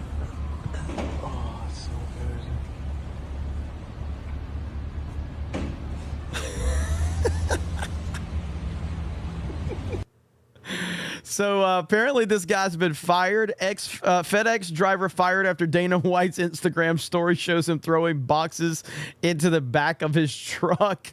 Yeah, man, right there. So that's funny. Look at this.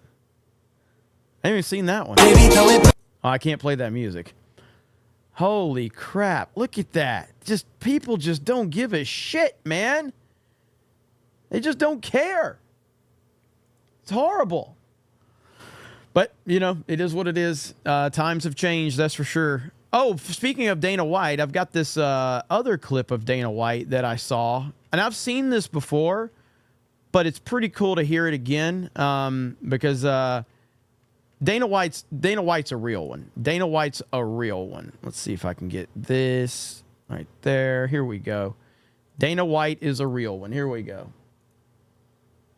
The Trump moment in New York, I have never seen anything like that in my life. Everybody was on their chairs with their phones. It was insane. Do you ever get pushback, though, from that relationship? I don't give a shit. That guy's been a friend of mine for 20 years. This brand was so bad that venues didn't even want us. Trump literally called us, come to my place, do the event here, we'll have you at the Trump Taj Mahal. Showed up to the first fight and was there till the last fight. Everything that happened to me in my career from there on out, he would pick up the phone and congratulate me. So then he calls me and says, I'm running for president. Now listen, if you don't want to do this, I completely understand, but I would be honored if you would speak at the National Republican Convention for me. Everybody told me not to do it. And I'm like, this guy, all the things that he's done for me, I'm going to tell him no, that's not me. The Trump. Dana White's a real one, man. I love Dana White. He's awesome. So love seeing that. Love seeing how loyal he is. And doesn't, again, and his don't give a shit attitude is the best part of it. He really doesn't care. I don't know how much of this I could play. We're already skirting the line here with a lot of the stuff we've talked about today. But if this is real, and I will put a disclaimer, all right? I will put a disclaimer that the thing I'm about to show you, all right, if it's real, it's the scariest thing you're going to see all day long. If it's real. It's absolutely terrifying.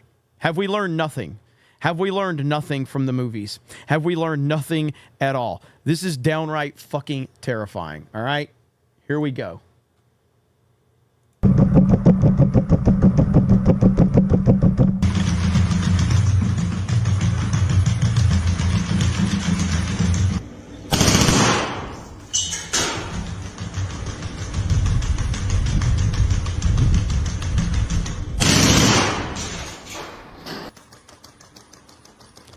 That is fucking terrifying. Holy shit. Are you kidding me? We are screwed.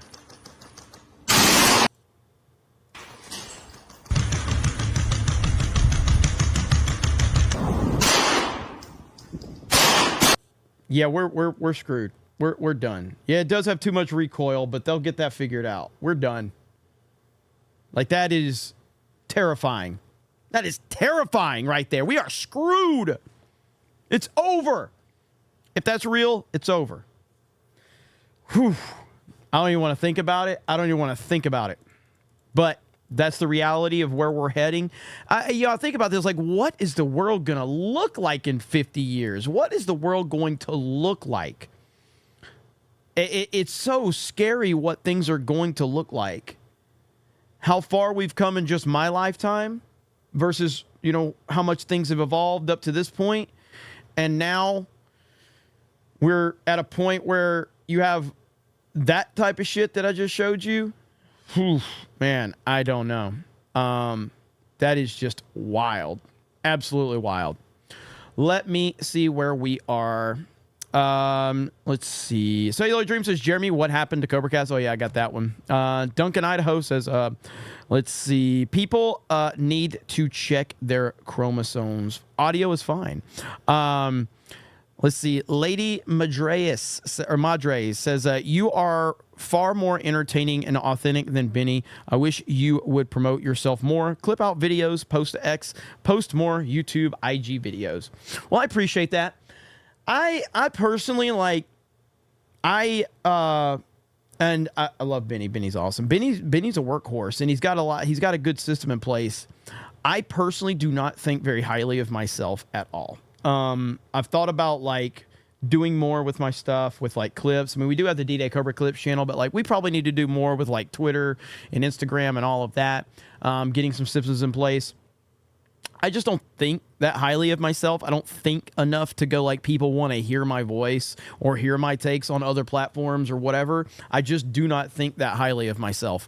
With that said, I'm always blown away by how much support that we get, whether it's on Geeks and Gamers or here on this channel. And I don't know how to deal with it. I don't know how to process it, and I don't tend to not think about it much. But yeah, when I hear people tell me they want to see me post more of myself and they think that I can get a bigger following and all that, that makes me feel really good. But I struggle with understanding why anybody gives a damn about my opinion. That's the truth. I do struggle with that, but I appreciate that. That makes me feel good. Modalicious says, humans eat waffles. This is the logical way to eat waffle. Eat a waffle. Why are you staring at me? Stop laughing. Yes, the beardo thing. Flag Ninja says, politely ask Danky to animate the Frost rap if he hasn't done it already. You hear that, Danky? You hear that, Danky? You are getting requests from the people, all right? Blabs the Tower Tart says, Jay and Beardo eating at Waffle House is like the dinner scene from Dirty Rotten Scoundrels, but both are Steve and Martin. Really now, for 20 says, we should start a movement from now on. Everyone swarms the press and starts interviewing them every time they see them out. How funny would that be? Hashtag interview the press. Yeah, like that's how they act. How would they act if the script got flipped on them?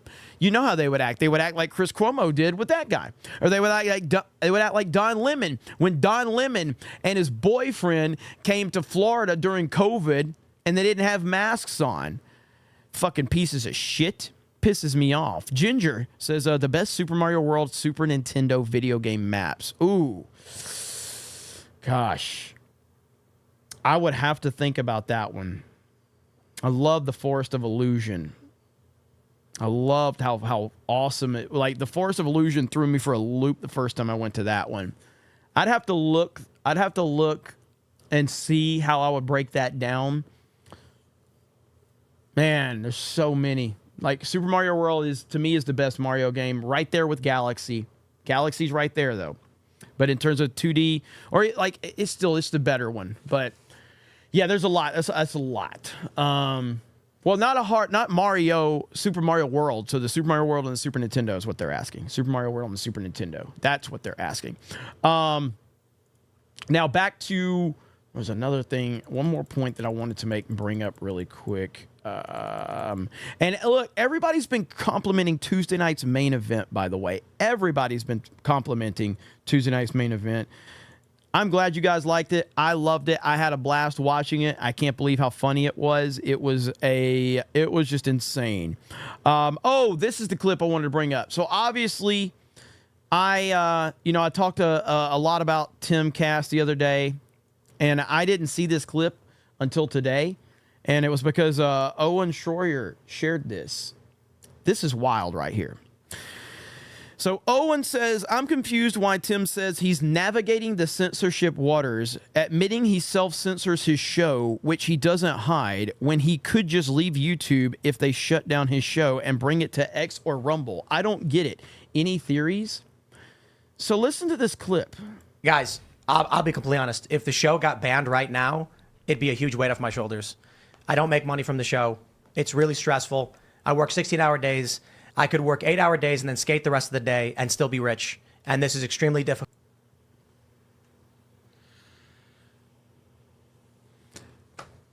Okay. Number one rule of being a YouTuber is to not brag about your money when you're facing massive criticism. Holy shit. What the fuck was that? You're a fucking YouTuber, bro.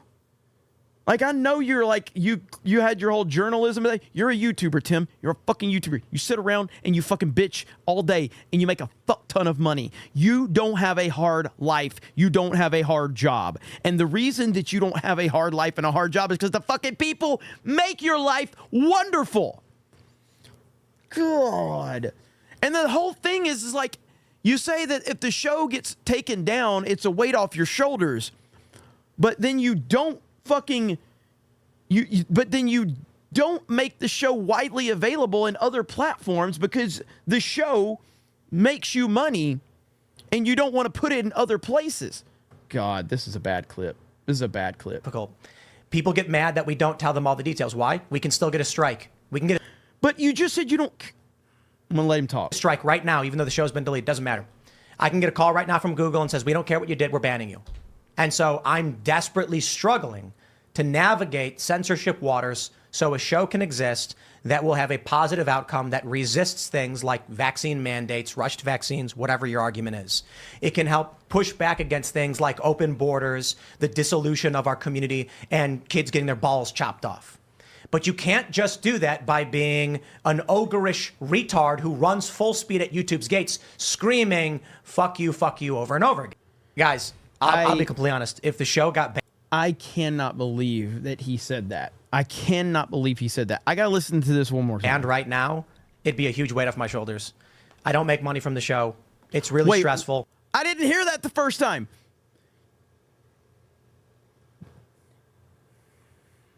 I cannot believe he just said he doesn't make money from the show. He said he doesn't make right money. Now, it'd be a huge weight off my shoulders. I don't make money from the show.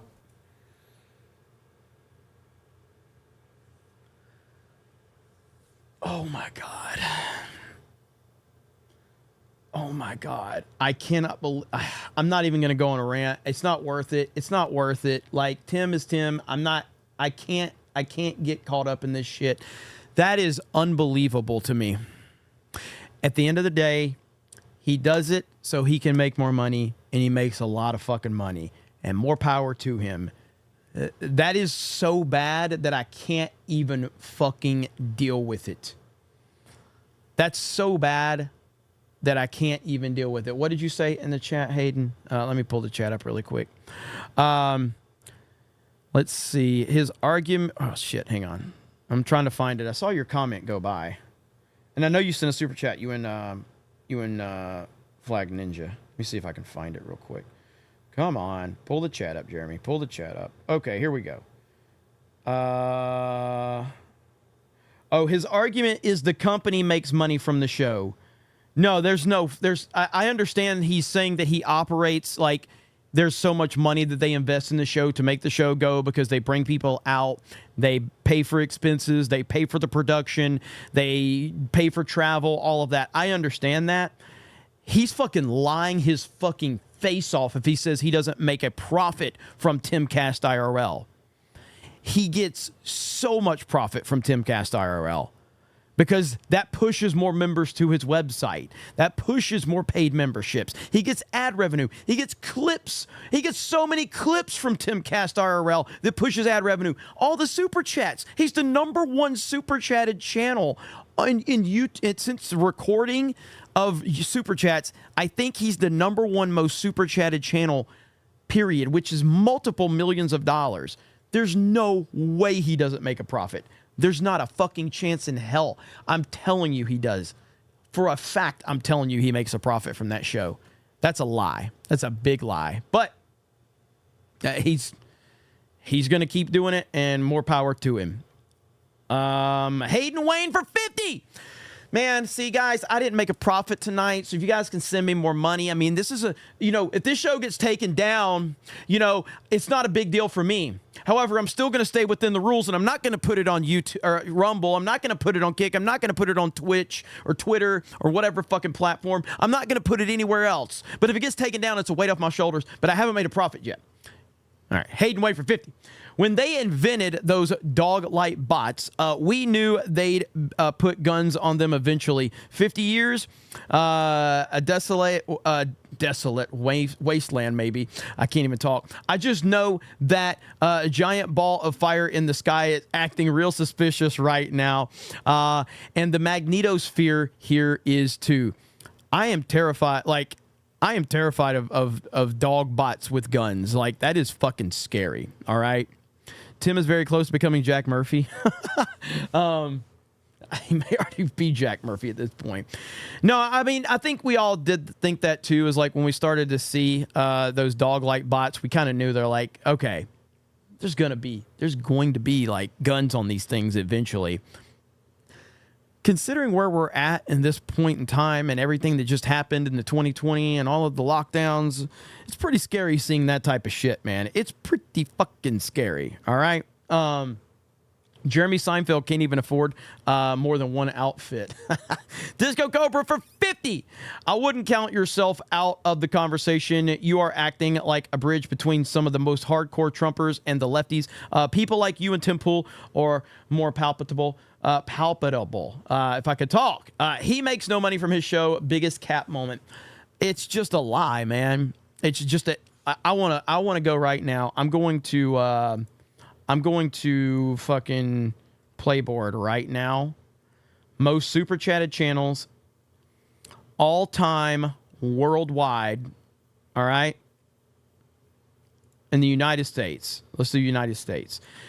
Tim Pool is the most super chatted channel in the United States in recorded history for super chats.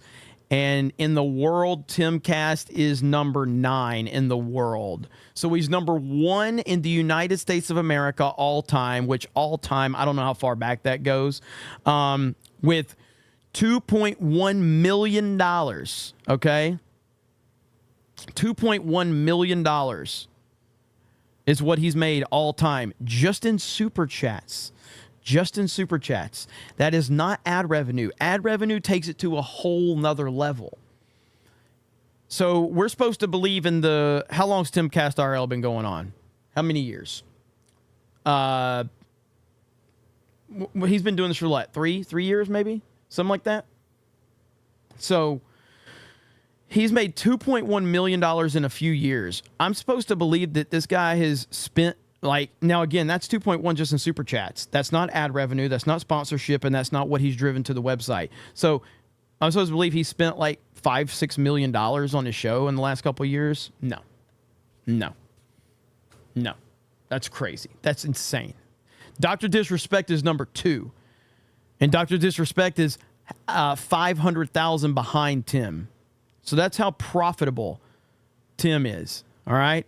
That is a lot of money. A lot. Like, we can look at the list right now. Let's look at the list right now. Here we go. Desktop view. So there's the list right there. That's in the United States. So there's Dr. Disrespect, Fresh and Fit, who are no longer monetized. I Show Speed. Tom Grossi. There's Ricada. You know, Ricada, that was back in the day. Ricada was like one of the top. Ricada was crushing it. Now he's over on Rumble more than YouTube. But Ricada, at one point in time, I feel like Ricada was pretty close to the top of this list at one point in time. There's Gary. Yeah, I mean, I think where are we at? Okay, this Geese and Gamers is 36th. So, and I took a lot of time off streaming too. I took years off of streaming. I don't know if D-Day Cobra is going to show up on this list in the U.S. I don't think we've made it yet. There's Ripa. We are not there yet. D-Day Cobra has... Really? D-Day Cobra's not there yet in the top 100? That's crazy. But anyway, yeah, Tim making $2 million just in Super Chats. Come on, man. Come on, man. You're making a profit, bro. You're making a profit. I can't believe D-Day Cobra's not even on the top 100 yet, though. I mean, I've only been streaming on this channel for a little over a year. But the fact that Geeks and Gamers is number 36 is wild. The hell kind of world do we live in where G&G is that high? I have no idea. Disco Cobra for 20 says, I stopped super chatting early on. He never reads all of them. I give you guys more credit that you at least try to get through all the supers or memberships. Sure, he is bigger, but he could dedicate a show just to reading. I mean, let's be real. Okay? Tim, his show operates better by not interacting with the chat, and I do understand that. I do. I get it. His chat cannot be driven... his show, Timcast RL, cannot be driven by the chat. It can't. He does a great job of running a good show that keeps the audience entertained and gets through all the topics. And I understand why he doesn't read all the super chats. And he doesn't really understand... He doesn't read many at all. What I don't understand is why he doesn't, hire someone to consolidate all of them and then maybe spend like an hour going through them on a Friday or something like that. You know, like that's what I would recommend. But I get it. He puts on a show that doesn't, like, at this point in time, like, you as the audience know he's not going to read your super chat, and if he does, it's going to be well after the point you were trying to make, probably. And I think he's established that. So I get it. Alec Baldwin's finger for 50 says D Gay Cobra is ranked at number 199. Look at there. Number 199. Thank you, ABF in the house. How you doing, brother? Doesn't respect the people that pay him. I mean, that's technically true. And I shit on Tim a lot. I criticize him a lot. I don't do it because I want to see him fail or anything like that. I do it because I think that he does such a good job that it bothers me when he does this stuff. But I'm trying to be as fair as I can to him on the super chat thing. As much as I lean into the meme of it, I do get why he doesn't read a lot of super chats because of the show he puts on. But with his resources and everything, he could at least do square ups or something like that. He could, but he doesn't. So we'll let him keep doing his thing. Who knows? Listen. All I'll say is this, and this is where it gets into the point where I talk about like how I don't think much of myself. When I think about things like where I was, so we're in, what year is it now? How long have I been doing YouTube? So it's 2024. I've been doing YouTube since like late 2017 consistently. So we'll just call it 2018. Okay. So a little over 6 years, I guess. If you go back like 8 years ago, I was just a guy that watched YouTube channels. I had my favorite channels, my favorite personalities, all of that. At this point in time, Geeks and Gamers has surpassed almost every person that I used to watch outside of probably Jeremy Johns, because Jeremy Johns is awesome. And he's huge. He's got a huge channel. I think Geeks and Gamers has surpassed almost everybody I used to watch, though, with the exception of Johns. And I don't think about that usually. And when I do think about that, it freaks me out. It makes no sense to me because that is wild. That is unbelievable. And I can't really process that at all. And I think that when I do think about it, I think that it will all fall apart tomorrow. That's how I feel. I'm just like, once people find out I'm retarded, they're going to stop watching. When are they going to find out I'm retarded? When they do find out, I will stop. They'll stop watching when they find out I'm retarded, but they haven't found out yet. So I guess I'm okay for right now. Let's see where we're at. Keck Lord says, context, Jeremy. He gets his personal money from his morning and daily shows. The rest goes to his pop culture crisis show, his employees, lawsuits, etc., his coffee house. Yeah, but that's the thing, though. But it's disingenuous to say that he doesn't make money from it. Okay, let me break it down. That is such a fucking retarded way that he presents that. He's a fucking liar, okay? All right. I own Geeks and Gamers, all right? My payroll for Geeks and Gamers is absolutely out of control. In a good way. I have a lot of people that I try to take care of, okay? We have a bunch of people. I have far more people than I probably should on staff, but I don't care. I love my team. I love the community we have. My payroll is out of fucking control. All right. Now, I could say I don't make any money from Geeks and Gamers. I make everything from CobraCast. Well, while technically true, it's not true. I still benefit from Geeks and Gamers. I still benefit financially from Geeks and Gamers. And the way that I'm able to reinvest everything into Geeks and Gamers is because I have CobraCast, so that I can take care of my personal things and live my personal life while still having Geeks and Gamers to fund the business. So it's just disingenuous as fuck what he's saying. So if Timcast pays for all the shit that he needs to run his business, he's still profiting from it. He's still making money from it because he's able to do all these other things because this one thing funds everything else. It's bullshit. It's 1,000% bullshit when he says that. He's a lying motherfucker when he says that. So that's just the truth of the matter. So anyway, that's just to answer your question, but thank you, Cake Lord. I know he said that before. I've heard it. Lying Dogface Pony Soldier with the gifted membership. Thank you, Emmanuel, with the gifted membership. Thank you, Replicate Patriot with 5 gifted memberships. Thank you. Parker says, never listened to Tim Pool, but he looks like a fig. Black Tailgate, if you haven't yet realized, Tim's never been that great with numbers. He's pretty damn good with them. He's got more money than I do. He's got a more successful brand than I do. But he doesn't have a better one. Flag Ninja says, Beardo is jealous that Ben has a higher T than he does. Keklord says, Tim has 300 employees, by the way. Tim does not have 300 employees. Tim does not have 300 employees. He does not have 300, Keklord. There's no way. Somebody fact check that one for me. There's no fucking way he has 300 employees. I refuse to believe that's true. I refuse to believe that. Modalicious says, I'm not a Tim Pool. I'm not a Tim Pooley, but I think that's AI. Either Tim talks like AI or AI talks like Tim Pool. Let's see. Somebody said not even close to 300. There is no way he has 300. I would guess he doesn't even have 100. I would guess he doesn't even have 100. He may not even have 50.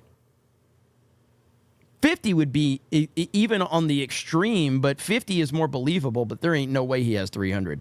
Not even including independent contractors and anything like that. Gerald Armstrong says, you think dog bots with guns is scary? I seen videos with dog bots with flamethrowers. It's 30. A lot of people are saying 30. All right. You might have meant to say 30 employees, Keck Lord, instead of 300, but at least it says 300 on my sheet. BFSD says, I wanted to ask this on Tuesday night's main event. Didn't get a chance. Let's see. I know you like Tupac, so do I. Have you heard of UGK, Pimp C, Bun... I got to be careful. Bun B, Weeby, and Boozy? No, I know none of those. I don't know any of those names you're mentioning. I had to read them really slow because I didn't know if I was saying something at all. Kecklord says, I count the chickens. No, but like, Tupac did a lot of collabing back in the day,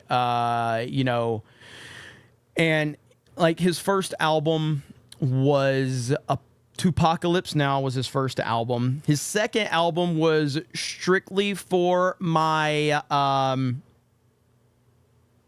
N-words. We'll just say that, okay? Strictly for my N-words. His third album, let me see if I'm remembering this correctly. Was his third album Me Against the World? I think his third album was Me Against the World. Then he got locked up. Then he came out and he had All Eyes on Me. All Eyes on Me was his first Death Row Records album. And then All Eyes on Me was a double album. And then Machiavelli came out after he died. I think those were his 5 releases while he was alive, if I'm not mistaken. Strictly for my ninjas. There you go. Strictly for my ninjas. Tupac overrated? No. Tupac's not overrated. Tupac was fucking awesome. Tensote says, are y'all or Gary having an event in San Antonio? I am not. I don't know if Gary is, but I am not. He died. Is anyone going to tell Rip? Alan Tenassi says, I heard Tim has Jack Murphy beard under his beanie, but I can't confirm. DJ Fisty says, we want Jay rants. Jay, so me and Jay have been talking about like getting him a dedicated day where he joins me for CobraCast. We've been talking about that.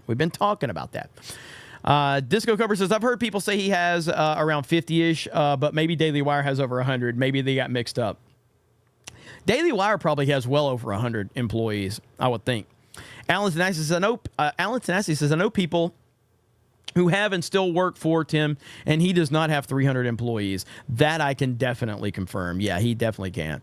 Hayden says, Kecklord has a point. The chickens do have their own live stream, and so probably signed an NDA. Yeah, like I am not, like, there's going to be a point in time, and I've talked about this many times, there's going to be a point in time where And maybe that time is sooner than later, but I have to, like, in order to turn Geeks and Gamers into what I feel, like, I do feel that we can turn this into something even bigger than it already is. And my goal is to turn it into a Barstool Sports level where it has that much, that size and that much income coming in. We have bigger budgets for the things that I want to accomplish. I'm going to have to start treating it a little more like a real business at some point in time with, like, again, I've never had a person sign an NDA. I started to roll the NDAs out a couple of years ago because my attorney was all on me about it. And I rolled them out and then I was like, fuck it, tear them all up. We're not doing this shit. I just don't like it. I don't like the idea of it. I'm not saying there's anything wrong with it. And in all honesty, you have to protect yourself. But I guess, like, I always have people accusing me of shit. Like, people say, like, oh, the Geeks and Gamers is this and Geeks and Gamers is that. First of all, you can't prove shit. You can't prove all these fucking lies that you say that we are this or we are that. And the fact that I don't have anybody sign a fucking NDA just shows you we ain't got shit to hide. We have absolutely nothing to hide. Nothing. Because if there was something to hide, trust me, there'd be enough people that I've had in my inner circle over these several years that could say all this shit. All right? There ain't none of that shit going on. There just never has been. And so it's just ridiculous when people say shit like that. But yeah, I am very, very focused on trying to build this. And that's why, like, I wanted to take CobraCast to 5 days a week. But with me making more content for Geeks and Gamers now, making more live streams. By the way, I've got multiple videos I'm launching tonight on Geeks and Gamers. One of them is talking about the Xbox and the death of the Xbox in a different way, though. And the other is I'm reacting to a Sunny V2 video talking about The Rock and him losing all of his followers. So we got one straight up video and one reaction video. Those are going to be launching tonight on Geeks and Gamers. So I'm looking forward to that. Let's see. Caught up there. I think we're caught up. I hope Rumble improved. No, Rumble did not improve. Holy shit. So Rumble gave me an unable to connect. Wow. Yeah, I got an unable to connect on Rumble. I'm trying to restart it now, even though we're about to. Hypnotic says 7 days a week. Let's get it. Yeah, Rumble's done. I can't do anything on Rumble. I can't even get it connect right now. And I look like a fucking retard right now on Rumble. Look at this face. Look at this face. I'm going to meme myself. Look at this. Look at this fucking face. Hang on. This is what froze up on Rumble. This is me. I know that's going to get memed. Go ahead, memers. Fucking do it. Have fun with it. Make fun of me. Something else to make fun of me over. Go ahead. Have at it. All right? Go ahead. Have fun with it.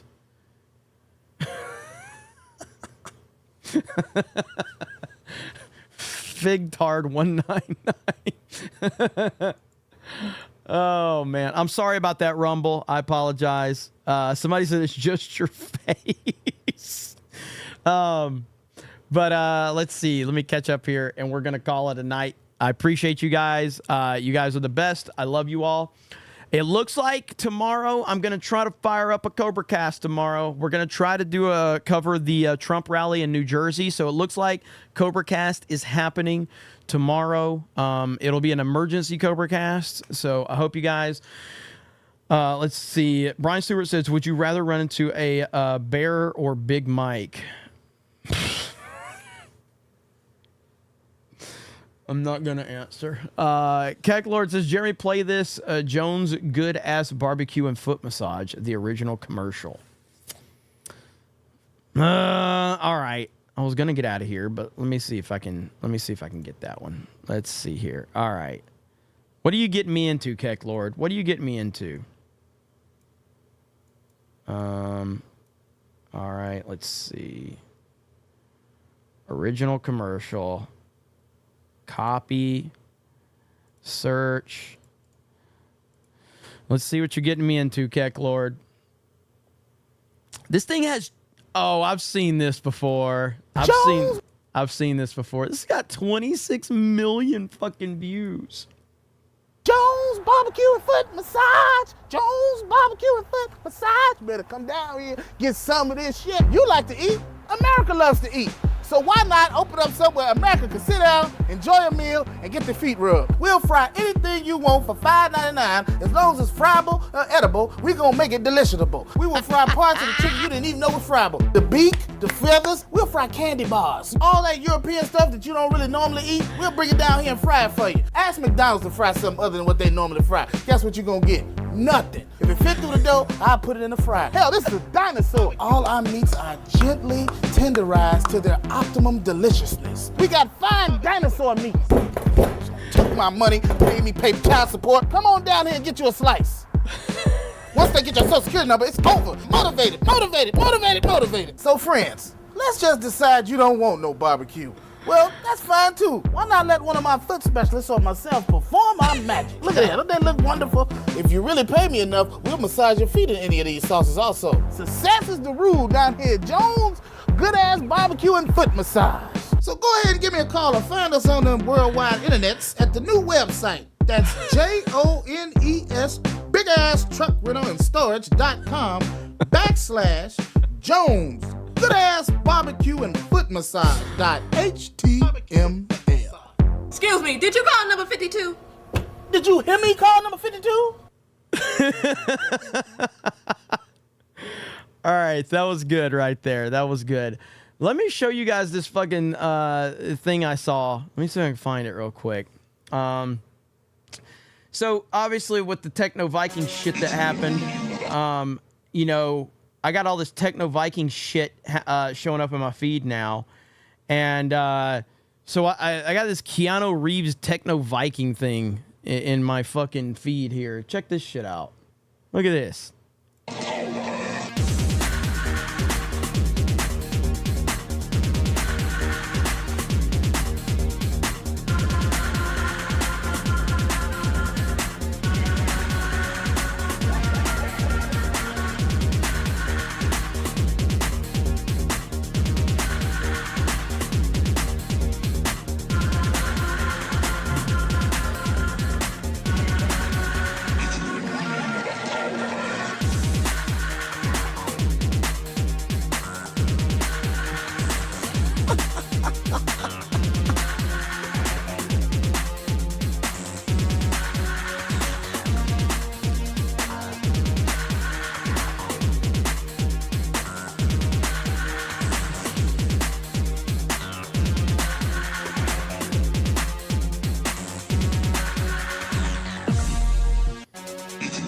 So weird, man. The internet is a fucking fascinating place. It really is. So, yeah.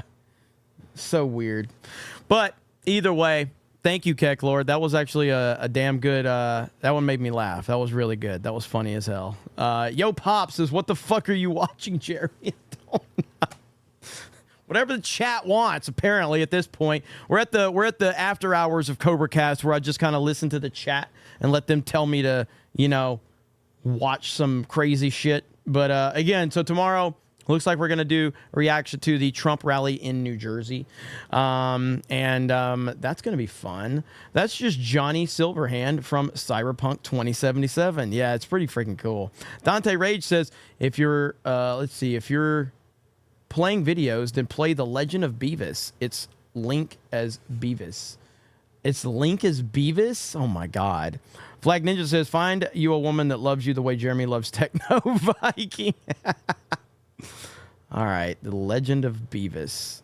It's Link as Beavis. That sounds pretty awesome, actually. The Legend of Beavis. Oh, God. What the fuck are we watching now?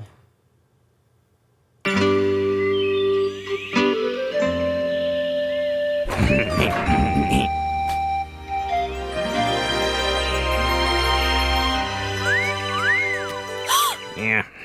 How's it going? Yeah, nice boobs, honey.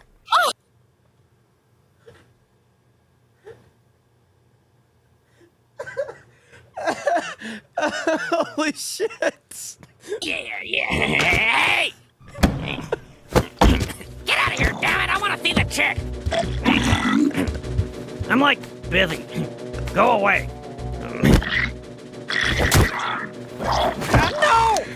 Cut it out, butthole!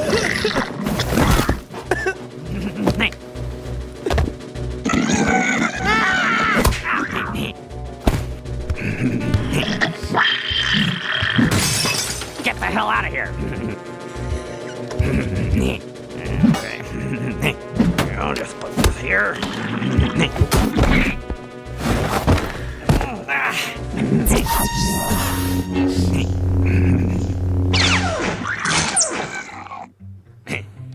Check it out, behind the back.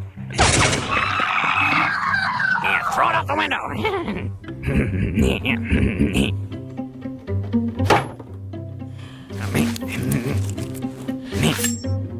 Bro, I watched so much Beavis and Butthead back in the day, and this takes me back, man. If you didn't watch Beavis and Butthead, this means nothing to you, but if you watched Beavis and Butthead, this is fucking amazing.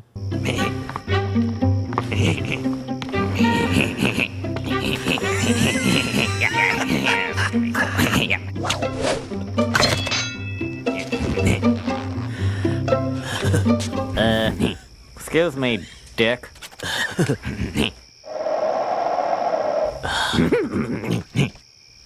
You might die. Shut up, Butthead. I'm probably gonna make out with her first before we, get down. You dumbass, it won't work that way. Don't you know anything about making love? That ought to do the trick. Oh, yeah. Beavis, you're about to be injured. He's fallen and he can't get it up. Oh, yeah. For me? Oh, how sweet. That's the kind of guy I am. One quick kiss. What the hell are you doing here? Daddy! Get him after Daddy! I thought of something. Yeah.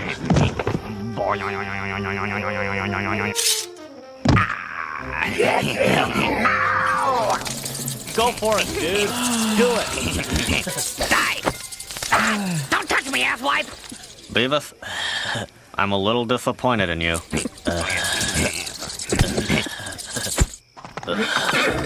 Later, dude. Slap him in the butt. Whoa, that's close. Whoa, you're definitely going to hell. Here I come.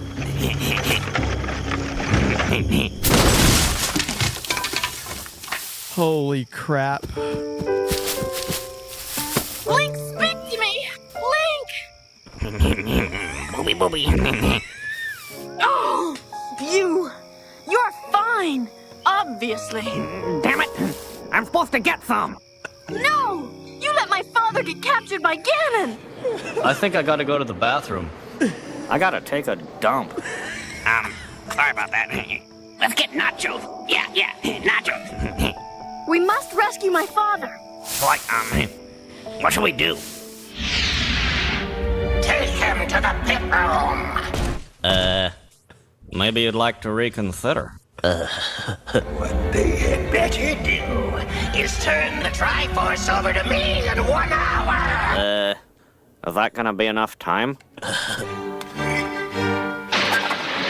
Where's the Triforce? I don't have it, bitch. They sold it to buy drugs.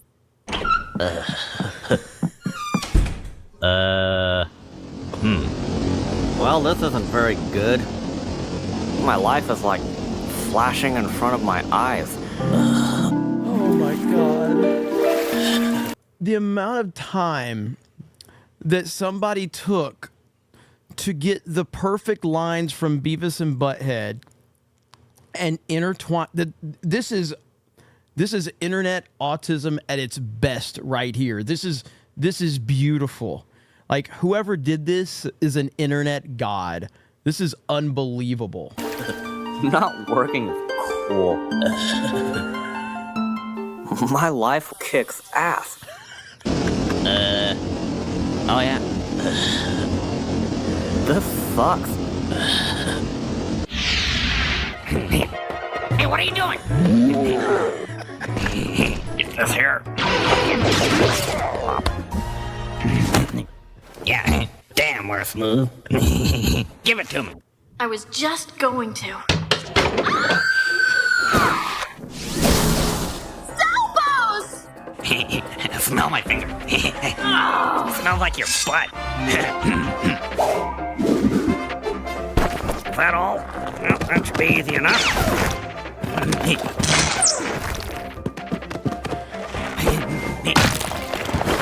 Come on. I heard something break. Damn it, that sucks. I'm gonna kick your ass. Quit jumping on my balls. Did he just say quit jumping on my balls? Yeah, okay. Kick some ass.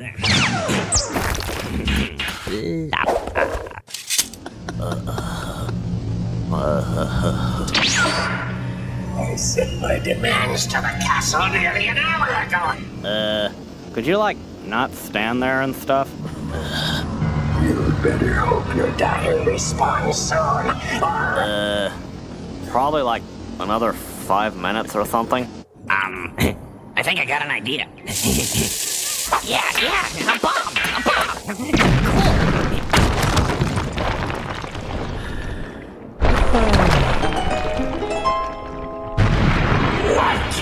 What's that? A bomb went off, dumbass.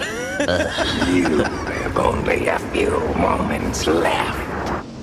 I had no intention of watching. I was going to watch a minute of this and be like, oh, haha, yeah, good. Thank you for your $5 super chat. That was fun. I can't fucking stop watching it. We're watching the whole 10 minutes. You got your money's worth on this one. Okay. But where's Daddy? Hey, how's it going? Daddy! Yeah, this sucks. What's taking you so damn long? Daddy! Let's get out of here. Where's Beavis? What are these things?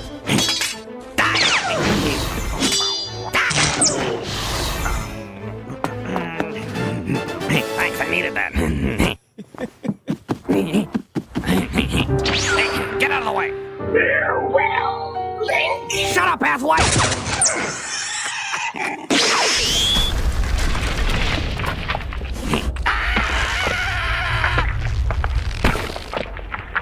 I'm like gonna die.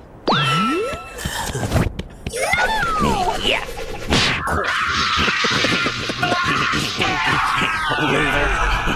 Butthole. This chick rolls. My arm's getting tired.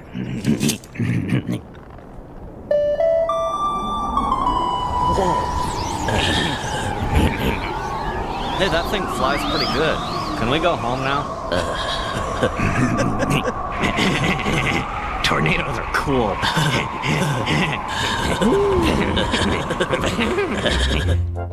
You're pretty cool, hero. I feel pretty good right about now. I suppose you do deserve some reward. So for you, a kiss. Yeah.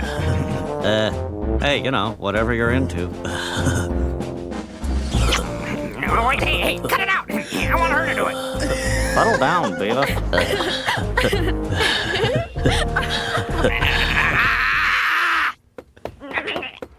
Are you gonna jump again?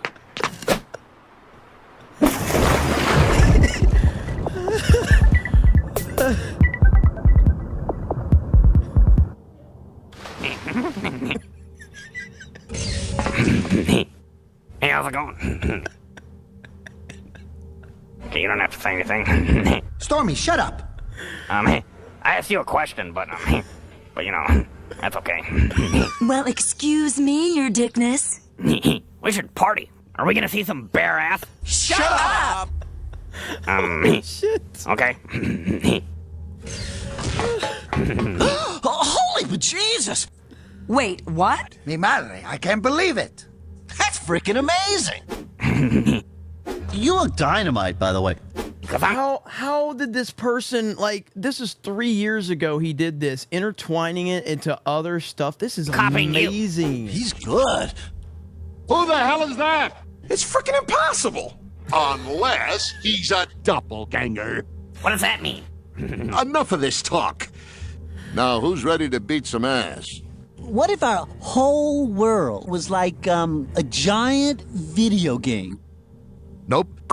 I've got a better idea. Let's kill him. Hold on, I'm onto something here. Sweet dreams, doppelganger. That was cool. I wish every day was this cool. That was an amazing $5 super chat right there. Holy crap. I can't believe how good that was. That was incredible. I am blown away. I'm serious. When that chat came in, I was just like, okay, let's watch this thing that you want me to watch. All right, I'll watch a minute of it. I couldn't stop.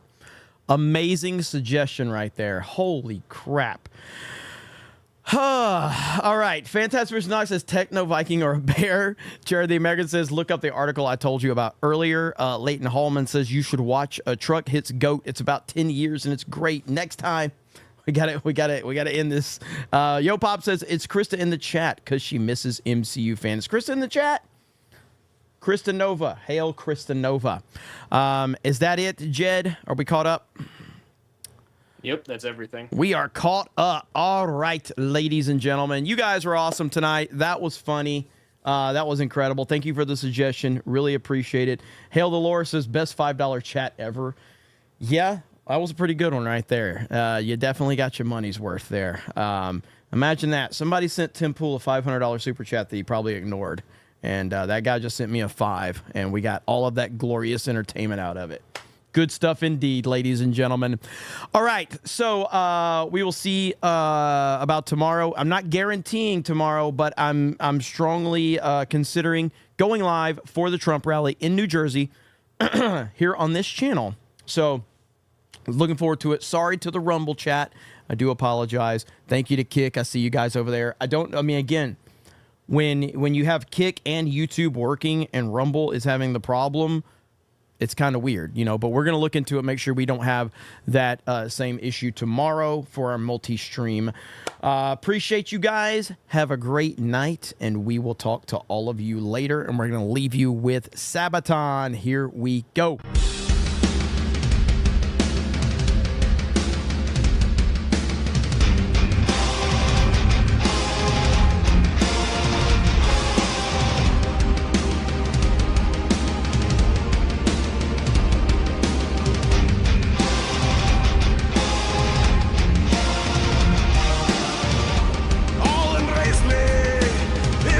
Time to rule at last. 15 years have I been waiting.